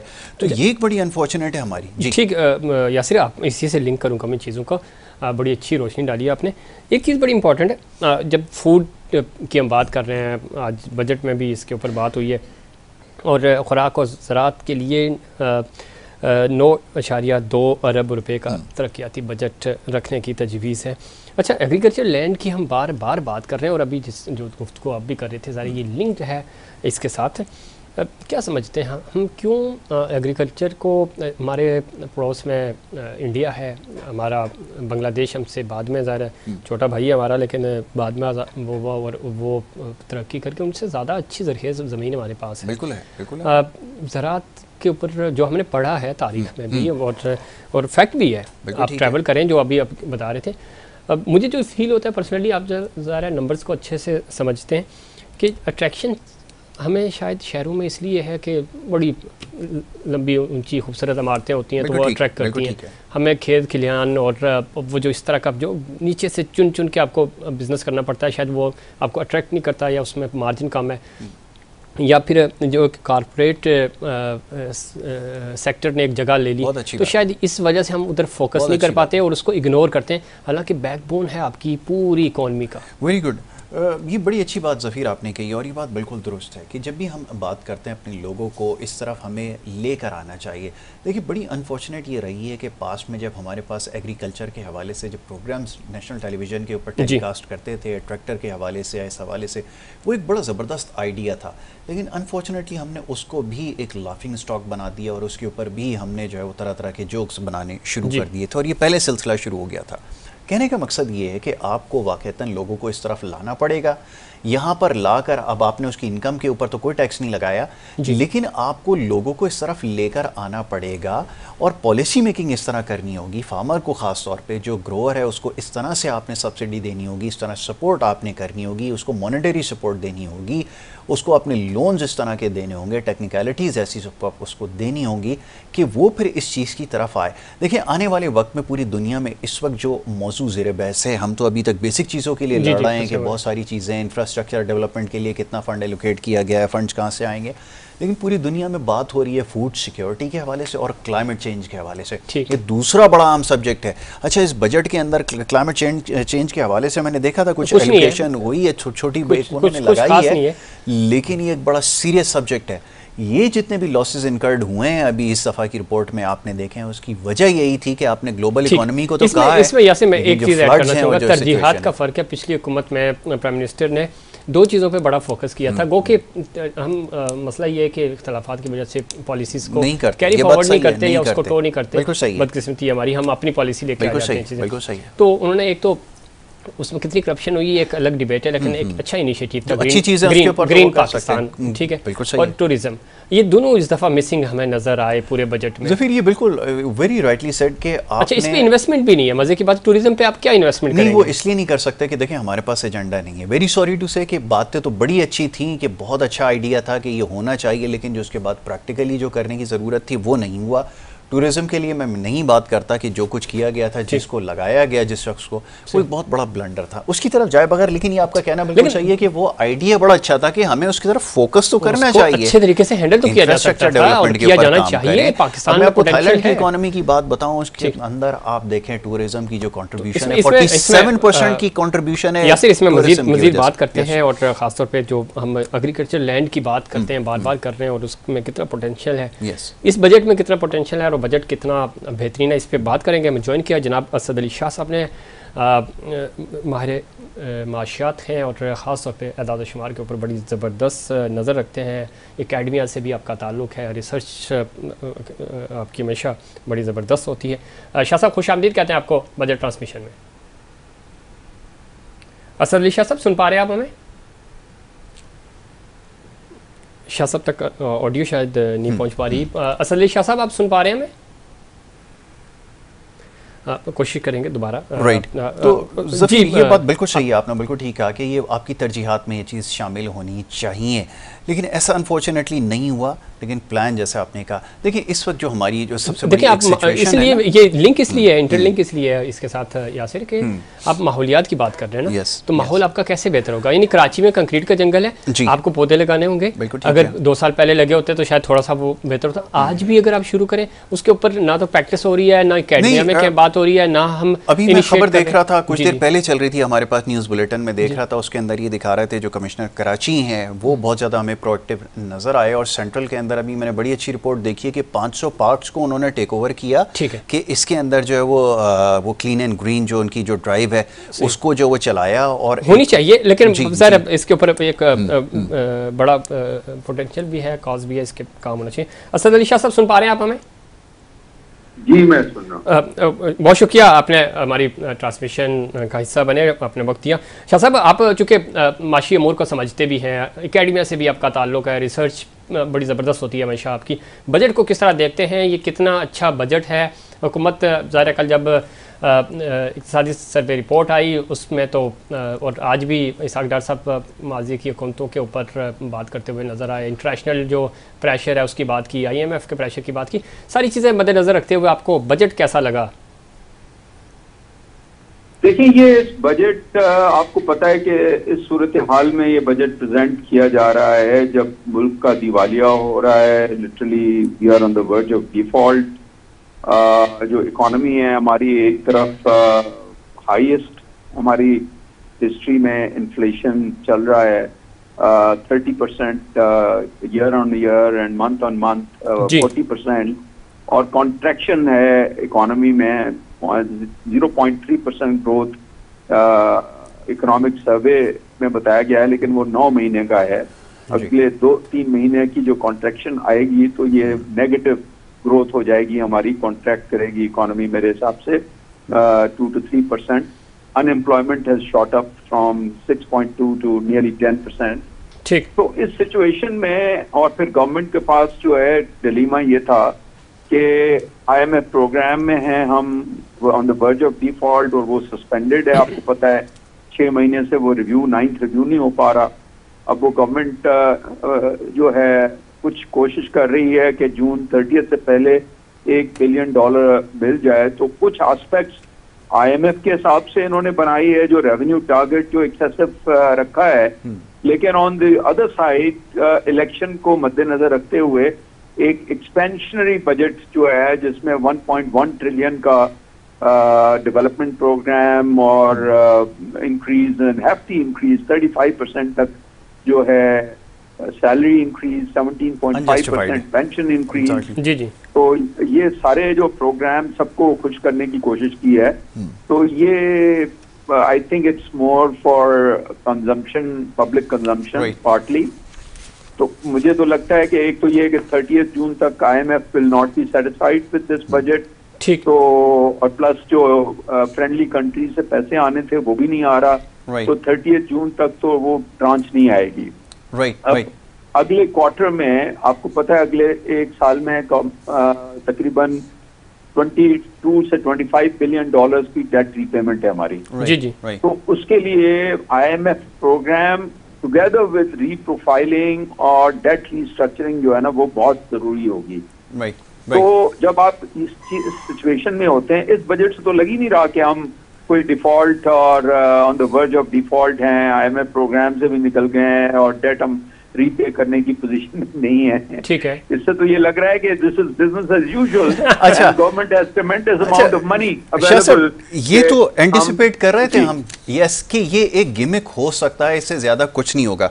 But on the other hand अगर देखें रियलिस्टिकली, तमाम चीज़ों को देखें, जो चीज़ें इनकर्ड हो रही हैं, जैसे हमने लॉसेस इसमें बुक किए कि जो फ्लड की वजह से लॉसेस हुए, इसके अलावा जो ओवरऑल पूरी दुनिया में हम देख रहे हैं कि एक बहुत ज़्यादा मुश्किल सिचुएशन है, इन्फ्लेशन उसमें हम देख रहे हैं कि इजाफा हो रहा है, ये तमाम चीज़ें, उसका इम्पैक्ट भी समहाउ आया है। तो ये शॉर्ट पीरियड ऑफ टाइम में, जैसा भी जो फाइनेंस मिनिस्टर थे वो कह रहे थे 12 अगस्त जो है मेरा लास्ट डे ऑफिस में होगा, तो इस शॉर्ट टर्म के अंदर कैसे तमाम चीज़ों को कंट्रोल किया जाएगा, और अगर ये अभी हुकूमत छोड़ दें या इलेक्शन की तरफ जाएँ तो it will take some time, चीज़ों को कैसे शॉर्ट टर्म के अंदर मैनेज करेंगे, क्योंकि समहाउ मुल्क तो आपको चलाना है, रुपी डॉलर की पैरिटी और दीगर इशूज़ हैं वो तो रोज़ाना की बुनियाद पर आपकी इकॉनमी को हर्ट कर रहे हैं इस शॉर्ट रन में। जी, मैं भी यही बात कर रहा हूँ जो आपका सवाल है। जी जी, the budget raises more questions than it answers. जी जी, और मोस्ट लाइकली ये बजट जो है वो सस्टेनेबल नहीं है। राइट। और ये आई थिंक लगता ये है कि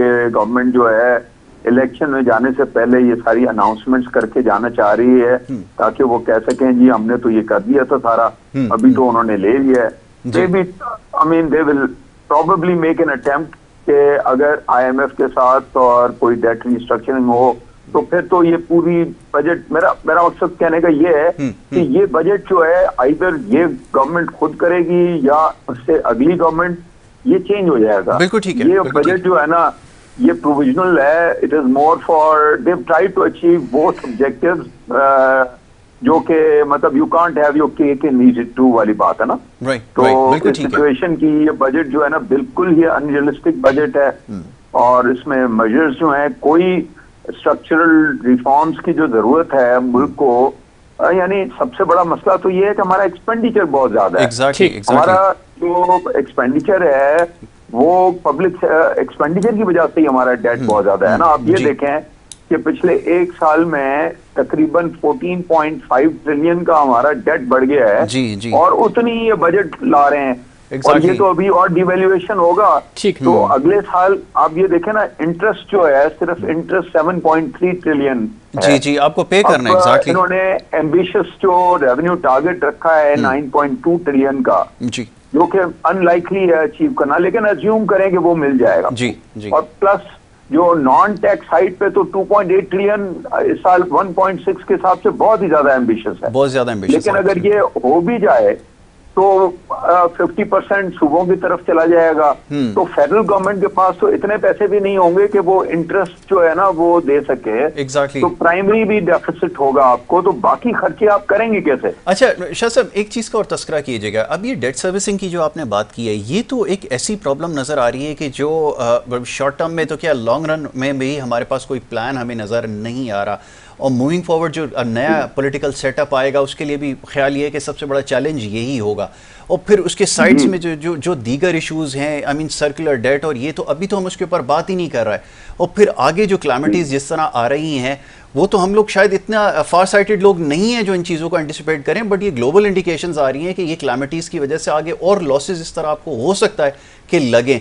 तो हम उसके लिए क्या प्लानिंग हमारे पास है, क्योंकि हम ऐसा लगता ही है कि इन तमाम चीज़ों को भूल गए हैं और सारी चीज़ों को नज़रअंदाज करके बस देन एंड देयर और बिल्कुल अभी फैसला कर रहे हैं।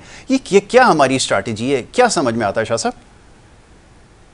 वो किसी ने कहा ना कि we are ignorant about our ignorance also। जी जी, एब्सोल्युटली। इससे ज्यादा मैं क्या कह सकता हूँ कि मतलब ये है कि कुछ लोग कम से कम इतना तो हो ना कि यार हमें पता नहीं है, and we try to learn something, और कोई जो डिफिकल्टीज हैं जो नजर आ रही हैं उसके लिए कोई एफर्ट तो होता है ना कि आप कैसे करेंगे, कुछ नजर आए ताकि आपके लेंडर्स को कि आप कुछ ठीक कर रहे हैं या लोगों को लगे। हमें तो लगता है कि इस बजट में इंप्रेशन ये दिया गया है कि ऑल इज गुड। जी जी। मतलब ये जब से ये मैं तो कहता हूँ कि गवर्नमेंट आए, मतलब इससे पहले जो प्रीवियस गवर्नमेंट थी उन्होंने भी आईएमएफ को भगा दिया लास्ट बजट में, और बजाय इसके कि प्राइसेस इंक्रीज करते पेट्रोलियम की प्राइसेस जो है कम कर दी जो है। तो इन्होंने, उनको पता था कि मुल्क बैंकरप्ट है और वी आर इंसॉल्वेंट सिचुएशन है, तो कोई जब आप गवर्नमेंट में आते हैं तो कुछ प्लान करके आते हैं ना। वो कोई प्लान नहीं था। मतलब 84-85 मिनिस्टर्स की कैबिनेट, तो ये तो बेसिकली गवर्नमेंट जो है has been that of accommodation.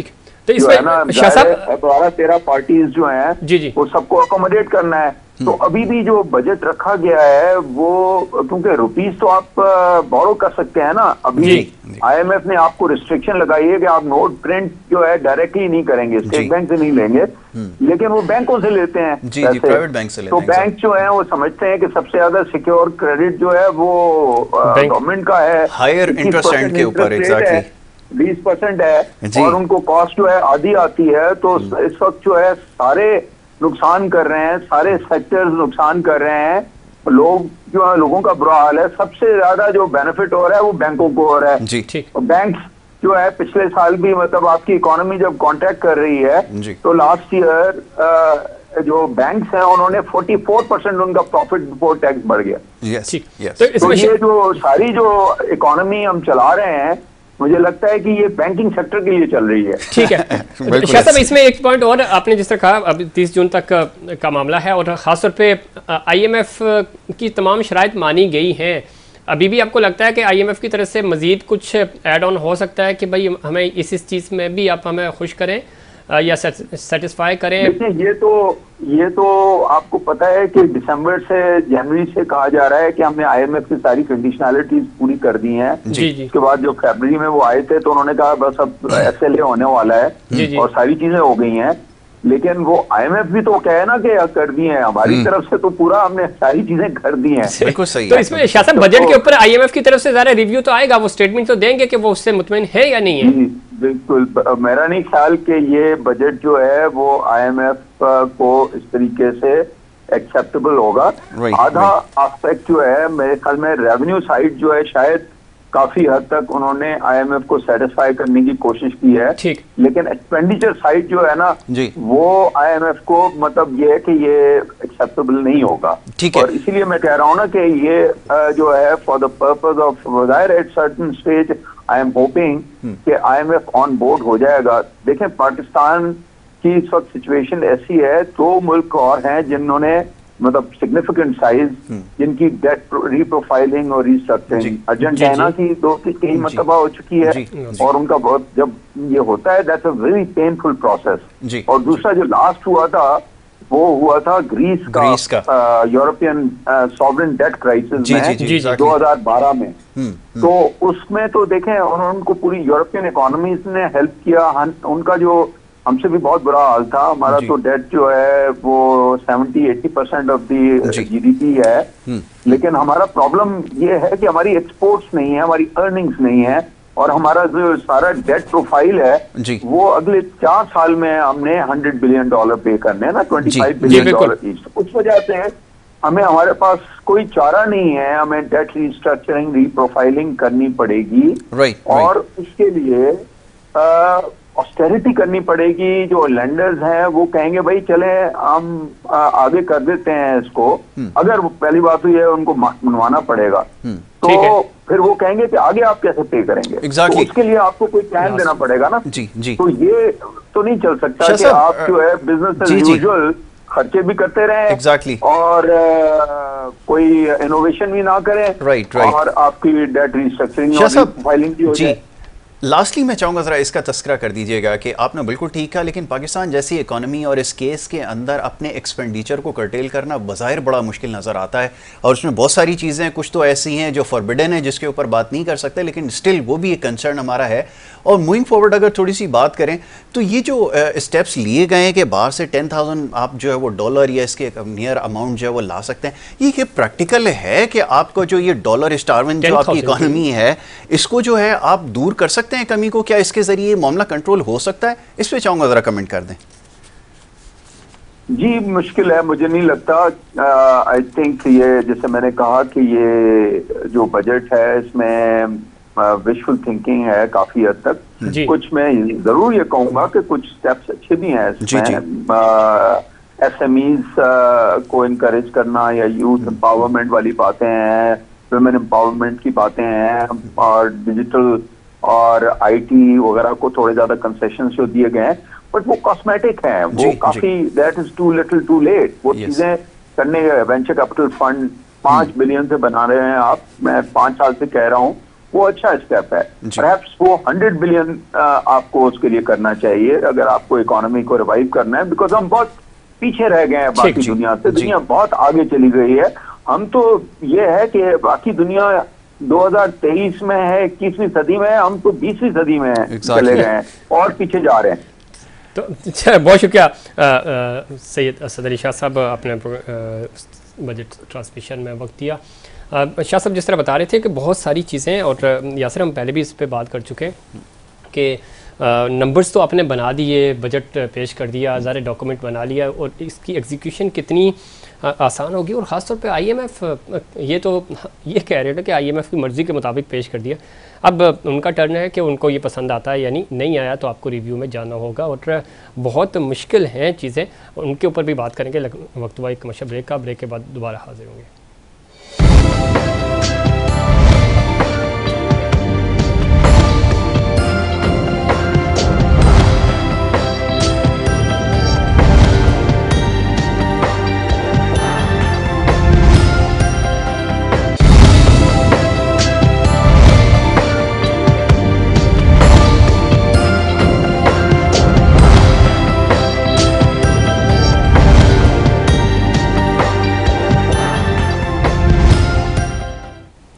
K21 news की बजट ट्रांसमिशन, बजट की बात में एक बार फिर खुश आमदीद।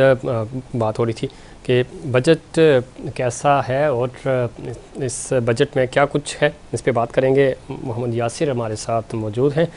यासिर, क्या ब्रेक में भी बड़े नंबर्स आप डिस्कस कर रहे थे, कुछ इतना बड़ा डॉक्यूमेंट है उसकी खोज में लगे हुए थे, क्या निकाला आपने आवाम के लिए? कुछ खुशखबरी बस समझने की कोशिश कर रहे थे कि जो अभी बात कर रहे थे शाह साहब ने कुछ देर पहले तस्करा किया कि ये एक महज गिमिक होता है। अच्छा, और इससे पहले भी ये होता रहा है, आपको पता है। इससे मुराद क्या, आम आवाम को बताएं ना जरा। आप शाह साहब अच्छी इतनी एडवांस लेवल की टेक्नोलॉजी यूज कर लेते हैं। नहीं बिल्कुल सही है। देखिए ये आवाम को बताएंगे है क्या ये गोरखधंधा क्या है इसका जो इसके लिए सही लफ्ज़ इस्तेमाल होता है वो सुन के थोड़ा सा लोग हो जाएंगे, उसको कहते हैं आंखों में ज़रा धूल झोंकना या इस तरह की जो बातें होती हैं।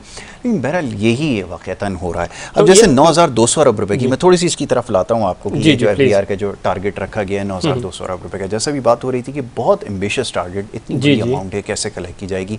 अपनी स्ट्रेंथ को देखना होता है कि हमारी जो एग्जिस्टिंग स्ट्रेंथ है उसके अंदर इतना पोटेंशियल है कि इतनी बड़ी अमाउंट हम उससे जमा कर सकेंगे। तो ये कैसे मुमकिन होगा? और दूसरी बात ये कि जो टैक्स का समझने के लिए आपको आसान कर दें कि दो तरीके टैक्सेस के होते हैं। एक तो ये कि लोगों की इनकम के ऊपर टैक्स लगाया जाए, लोगों को टैक्स नेट में लेकर आएँ, और तकरीबन आबादी का कम अज़ कम आधी फीसद आबादी ऐसी हो, अगर 25 करोड़ की आबादी है तो कम अज़ कम 16 या 17 करोड़ लोग तो एटलीस्ट आपके पास हों जो टैक्स नेट में हों। ठीक है। अच्छा, अब ये कैसे मुमकिन होगा? उसके लिए कोई प्लान अभी तक किसी भी हुकूमत की जानिब से नहीं नज़र आया। 2.5 से 3 लाख लोग, अच्छा, संजीदा भी नहीं है, नजर नहीं आया, संजीदा भी और नहीं वो भी नहीं, और प्रैक्टिकल है भी नहीं हमारे यहाँ। जी। बड़े अजीब सी बात लगती है कि अगर आप सूबों की भी अगर देख लें टैक्स टू GDP रेशो, तो आपको पता चलता है कि कहीं 0.2% इजाफा हो रहा है, कहीं 0.3% हो रहा है, इससे ज़्यादा कहीं नहीं इजाफा आपको नज़र आएगा। एक बहुत बड़ा चैलेंज और समझने की बात यह है कि फिर इसके ऊपर आप कैसे अमल करेंगे, कैसे इससे आप पैसा जमा करेंगे।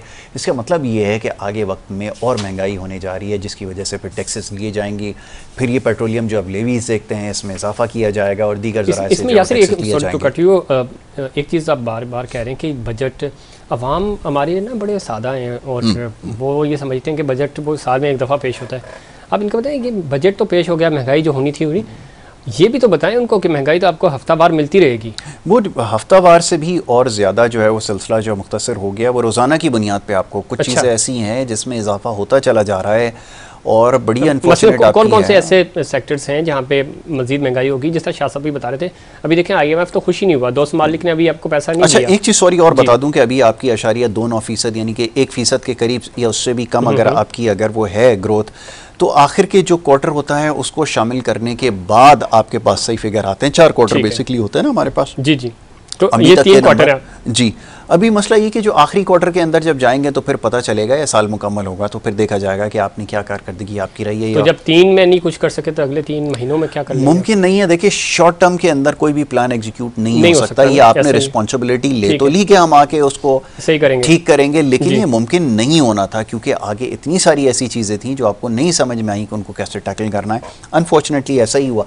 अब सबसे बड़ा जो मसला आ रहा है वो ये आ रहा है कि ये जो बजट आपने दिया है, जिसमें सिर्फ अभी बात हो रही थी कि आपका जो एक्सपेंडिचर है जो ये डेवलपमेंट के लिए आपने फ़ंड रखा है, जिसको तकरीबन 11 खरब 50 अरब रुपए, जब ये IMF के पास लेके जाते हैं जो आपकी डोनर एजेंसी जिससे आपने पैसे लेने हैं, उसको कैसे सेटिस्फाइड करेंगे? फिर ये कि जो आपने सरकारी मुलाजमीन की तनख्वाहें 35% तक इजाका एडॉक मंजूरी इसमें आपने दे दी, और फिर इसमें आप जो है वो और दीगर एलोकेशंस भी आपकी हो रही हैं, तो वो ये सवाल करेंगे कि अगर आपके पास पैसे नहीं है तो ये आप मोबाइल फ़ोन और गाड़ी जो ख़रीद रहे हैं या ख़रीदने का इरादा रखते हैं, इसकी क्या ज़रूरत है? और ये कैसे ये बजट डॉक्यूमेंट अगर आपको सेटिस्फाई नहीं कर सकता तो IMF को कैसे सेटिस्फाई करेंगे आप? उसके बारे में तो बता रहे हैं कि वो एंटिसिपेट कर रहे हैं कि ये मुश्किल होगा, ये इतना आसान नहीं होगा। बताया बिल्कुल। तो इसका मतलब ये है कि ये हुकूमत शायद जान छुड़ा रही थी कि 12 अगस्त तक तो हमने सर्व करना है, और लेकिन उससे पहले भी जिस तरह बता रहे थे 30 जून तक अगर बजट रिजेक्ट हो जाता है तो आपको तो दोबारा बजट देना होगा। नहीं, देखिए, हमारे पास सीधी बात यह कि उन्होंने इस डॉक्यूमेंट के ऊपर वो जो सुर्ख पेन होता है उसके साथ निशान लगाकर दे देना है, ठीक है, और जाकर आपने इसको सही करके लेकर आ जाओ और वो कर देना है। देखिए, ये तो अभी स्पीच है, अभी ऑन एयर जारी है। प्राइम मिनिस्टर अभी कह रहे थे कि हमने तो जो ये बात शाह साहब भी फरमा रहे थे, हमने तो जो IMF ने कहा आंखें बंद करके उसके ऊपर अमल कर दिया। चारा कोई नहीं है उसके अलावा आपके पास, आप क्या कर सकते हैं? तो अगर करती है तो IMF रिलीज क्यों नहीं कर रहा? और ये जो शाह साहब बात कर रहे थे, ये बड़ा वैलिड पॉइंट है कि देखिए, ये तो आप दावा कर रहे हैं ना, क्या उन्होंने भी किया कि वो जो रिक्वायरमेंट्स हैं वो हुई हैं पूरी? देखिए, बहुत सारी ऐसी चीजें जो अभी तक डिस्क्लोज नहीं की गई हैं, और उसमें जो सबसे पहली चीज़ है ना, मैं आपको बताऊं जो सबसे बड़ा कंसर्न उनका, देखें, आप कहीं पे भी किसी के पास भी पैसे लेने के लिए जाएंगे, अगर आप उसको ये चीज़ की यकीन दहानी नहीं करवाएंगे कि आपका मुस्तकबिल क्या होगा, आए आप रहेंगे या नहीं रहेंगे, इस पे मजीद बात करते हैं। हमें ज्वाइन किया जनाब डॉक्टर शाहिद हसन सिद्दीकी साहब ने, और ग़ालिबन हमारा तल्लुक़ात हो गया, हम दोबारा जाएंगे उनकी तरफ। यासिर क्विकली आप कंप्लीट कर लें। जी जी, मैं ये अर्ज़ कर रहा था कि ये बड़ा मुश्किल काम होगा कि आप उनको यकीन दहानी करवाएंगे कि हम जो है वो ये चीज़ें करने के बावजूद भी जो है वो आपसे पैसे लेने आए हैं और आप हमें पैसे दे दें, तो ये आपसे फिर सवाल होगा कि इसकी अदायगी आप कहाँ से करेंगे। और सबसे इम्पोर्टेंट चीज़ और यासिर, इसमें तो धमकियाँ क्यों देते थे हमारे वज़ीर ख़ज़ाना? 2 दफ़ा उनको कहते हैं IMF की नीड नहीं है हमें, और आए ना आए उससे क्या फ़र्क पड़ता है। एक तरफ आप जा भी रहे हैं, मकरूज भी हैं, और दूसरी तरफ धमकियाँ। ये कौन सा तरीका है? ये पहले भी ये सिलसिला चलता आया हमेशा। आप हमेशा आके लोगों तो ये गेम खराब करने वाली बात है कि वहाँ जाके तो आपके हाथ दोनों ऐसे जुड़े हुए होते हैं, लेकिन जब आप पब्लिक के अंदर आते हैं और स्पीचेस देते हैं तो आप कहते हैं कि हमने उनको गिरबान से पकड़ लिया, तो ऐसा कर लिया, और ऐसी कोई बात नहीं होती। बेवकूफ़ बनाने वाली बात इधर ही बना रहे हैं, उर्दू में बना रहे हैं, उधर जाके फिर फंस जाते हैं। उधर ऐसे हाथ मिले हुए होते हैं। तो ये वो बड़ा चक्कर है जिसकी वजह से जो है वो चीज़ें मुश्किल नज़र आ रही हैं। लेकिन बहरहाल ऑल एंड ऑल देखें, आपको मुल्क की मईशत के बारे में सोचना होगा, और यही इस वक्त सबसे बड़ा चैलेंज है कि ये जो आने वाला वक्त है ये क्या लेकर आएगा। और आपको ख़ास तौर पे ये सोचना होगा कि इस वक्त जो मिडिल क्लास और लोअर मिडिल क्लास है ख़ास तौर पे बहुत ज़्यादा स्ट्रगल कर रही है। और ये जो इन्फ्लेशन जो सबसे बड़ा चैलेंज है, जो कि बहुत ख़तरनाक हद तक बढ़ गई है। और देखिए, ये इसकी जस्टिफिकेशन कतई नहीं हो सकती जो इकनॉमिक सर्वे रिपोर्ट के अंदर बताया गया कि जी टर्किया के अंदर जो इतनी इन्फ्लेशन है, अर्जेंटीना को अपने साथ जो है वो उसका मुकाबला कर रहे हैं। ये भी आंखों में धूल झोंकने वाली बात जो आपने बड़ी अच्छी मिसाल दी है, उर्दू की ज़बर मिसल है। पर ये कब तक हम आवाम को पागल बनाते रहेंगे इन चीज़ों में उलझा के कि देखें तुर्किया में ये हो गया, इंडिया में ये हो गया, बांग्लादेश में ये हो गया। भाई आप इधर रहते हैं, इधर आपने काम करना है। अब GDP की अब बात कर रहे थे, तो GDP तो हमें कहें इनकी इम्प्रूव होते हुए नज़र नहीं आ रही। कर्ज़ पे कर्ज़ लिए जा रहे हैं, अगला कर्जा आपने मज़ीद कर्जा उठा के वापस रिटर्न करना है। तो ये ना तो कोई तरीका है, दुनिया की किसी भी इकॉनमी में ऐसा नहीं होता। और ना आप अपनी जो इधर पैदावार में इजाफा कर रहे हैं कि ठीक है कोई अपॉर्चुनिटीज़ मिल रही हों, आप किसी एक सेक्टर में बड़ा ज़बरदस्त आप ग्रोथ कर रहे हो। आपकी पॉलिसी से रिफ्लेक्ट होता है ना, आपकी सोच क्या है। आपके पास जितनी भी एग्रीकल्चर के लिए जो लैंड थी, आपने उस पर आधी हाउसिंग सोसाइटी बना दी है। लाहौर के अंदर ही आप देख लें, कोई शहर सिमटता हुआ कहाँ तक आकर जो है वो हो गई। जो ज़मीनें वो थी जिसके ऊपर ज़राअत होती थी, जिसके ऊपर फसलें उगा करती थी, वहाँ पर हाउसिंग सोसाइटी और प्रोजेक्ट चल रहे थे। अनफॉर्चुनेटली पिछली गवर्नमेंट के अंदर जिस तरह की स्कीम्स को अप्रूव किया गया या उससे पहले भी होता रहा, हर दौर में होता रहा। ये तो ये चीज़ें हैं जो आपको पीछे लेकर जा रही हैं, और आपको इसके लिए प्लानिंग करने की ज़रूरत है। कोई आपके पास प्लान हो, आपकी सेविंग्स के लिए आपके पास कोई प्लान होना चाहिए। आपको पास अपने एक्सपेंडिचर को कैसे कंट्रोल करना है, इसके लिए कोई प्लान होना चाहिए। प्लस ये एक लफ्ज़ सुनते आए अभी, जैसे ग्रीस की मिसाल दे रहे थे, वो बड़ी इंपॉर्टेंट मिसाल है। वो पाकिस्तानियों को तो शायद उसका इतना ज़्यादा इल्म नहीं होगा, लेकिन ये जो ग्रीस के अंदर जो कुछ हुआ था, ये सिचुएशन बड़ी क्रिटिकल थी। उनके पास बजट बनाने के पैसे नहीं थे, और उसके बाद ऑस्टेरिटी का ऐलान हुआ। ऑस्टेरिटी के बाद वहाँ पर जो कुछ हुआ, तो लोगों ने सवाल किया कि ऑस्टेरिटी क्यों हमसे जो वो करने का डिमांड कर रहे हैं। आपको अपने अखराजात को कम करना है, और सिचुएशन से आपने बाहर निकालना है। अच्छा यासिर, चूँकि वक्त ख़त्म हो गया, ट्रांसमिशन हमारी कंटिन्यू रहेगी, लेकिन ज़ाहिर फ़िलहाल मैं और आप इजाज़त चाहेंगे। जाते जाते क्या कहेंगे आप? डॉक्यूमेंट मैं अगेन कह रहा हूँ कि चूँकि आप इसको गो थ्रू कर रहे हैं थ्रू आउट जी, क्या होप क्या नज़र आई आपको इस पूरे जो 17 चैप्टर्स हैं? देखिए, होप मैं आपको बिल्कुल बताऊं, ऑल एंड ऑल अगर आप सारा डॉक्यूमेंट देखें, इसमें बहुत सारी चीज़ें तो ऑनेस्टली मटेरियलाइज नहीं होंगी। आईटी की तरफ से मुझे ज़्यादा होप थी। मैं सोच रहा था कि इसके अंदर आप ज़्यादा ईज दे सकते थे, लेकिन आपने उस पे आउट ऑफ द वे जाकर अगर आप देते, आपको इस वक्त आईटी का दौर है और इसके ज़रिए आप बहुत ज़्यादा रेवेन्यू कमा सकते थे, और इसके अलावा बहुत सारी अपॉर्चुनिटीज़ से आप क्रिएट कर सकते थे। बैंकिंग की तरफ आपको ख़ास तौर पर फोकस करना होगा, जो सॉफ्ट लोन्स हैं उसको मेक श्योर करना होगा, एक लॉन्ग टर्म प्लान के तहत होगा। लेकिन जो इस वक्त कॉस्ट है, कॉस्ट ऑफ बोरिंग, वो इतनी ज़्यादा है कि वो प्रैक्टिकल बिल्कुल भी नहीं है। तो ये बहुत बड़ा मसला है हमें इसके ऊपर। तो सर कितनी इसके ऊपर वो करें, तो सिर्फ डार्लिंग डार का क्या होगा? सर जैसे चल रहा है मामला वैसे ही चलेगा। कोई इसमें अगर आप सोचते हैं कि सुबह 100 के उठेंगे और 150 के नीचे डॉलर हो जाएगा, ये मुमकिन नहीं है। ऐसा मुमकिन नहीं है। बहुत शुक्रिया यासिर, और मुझे और मोहम्मद यासिर को K21 न्यूज़ की स्पेशल ट्रांसमिशन बजट की बात से इजाज़त दें। बजट की बात होती रहेगी और ब्रेक होगी। ब्रेक के बाद आप हेडलाइंस सुनेंगे, और उसके फौरी बाद हेडलाइंस देखने के बाद आपको ज्वाइन करेंगे बिलाल खान, और बजट की बात को वो कंटिन्यू करेंगे।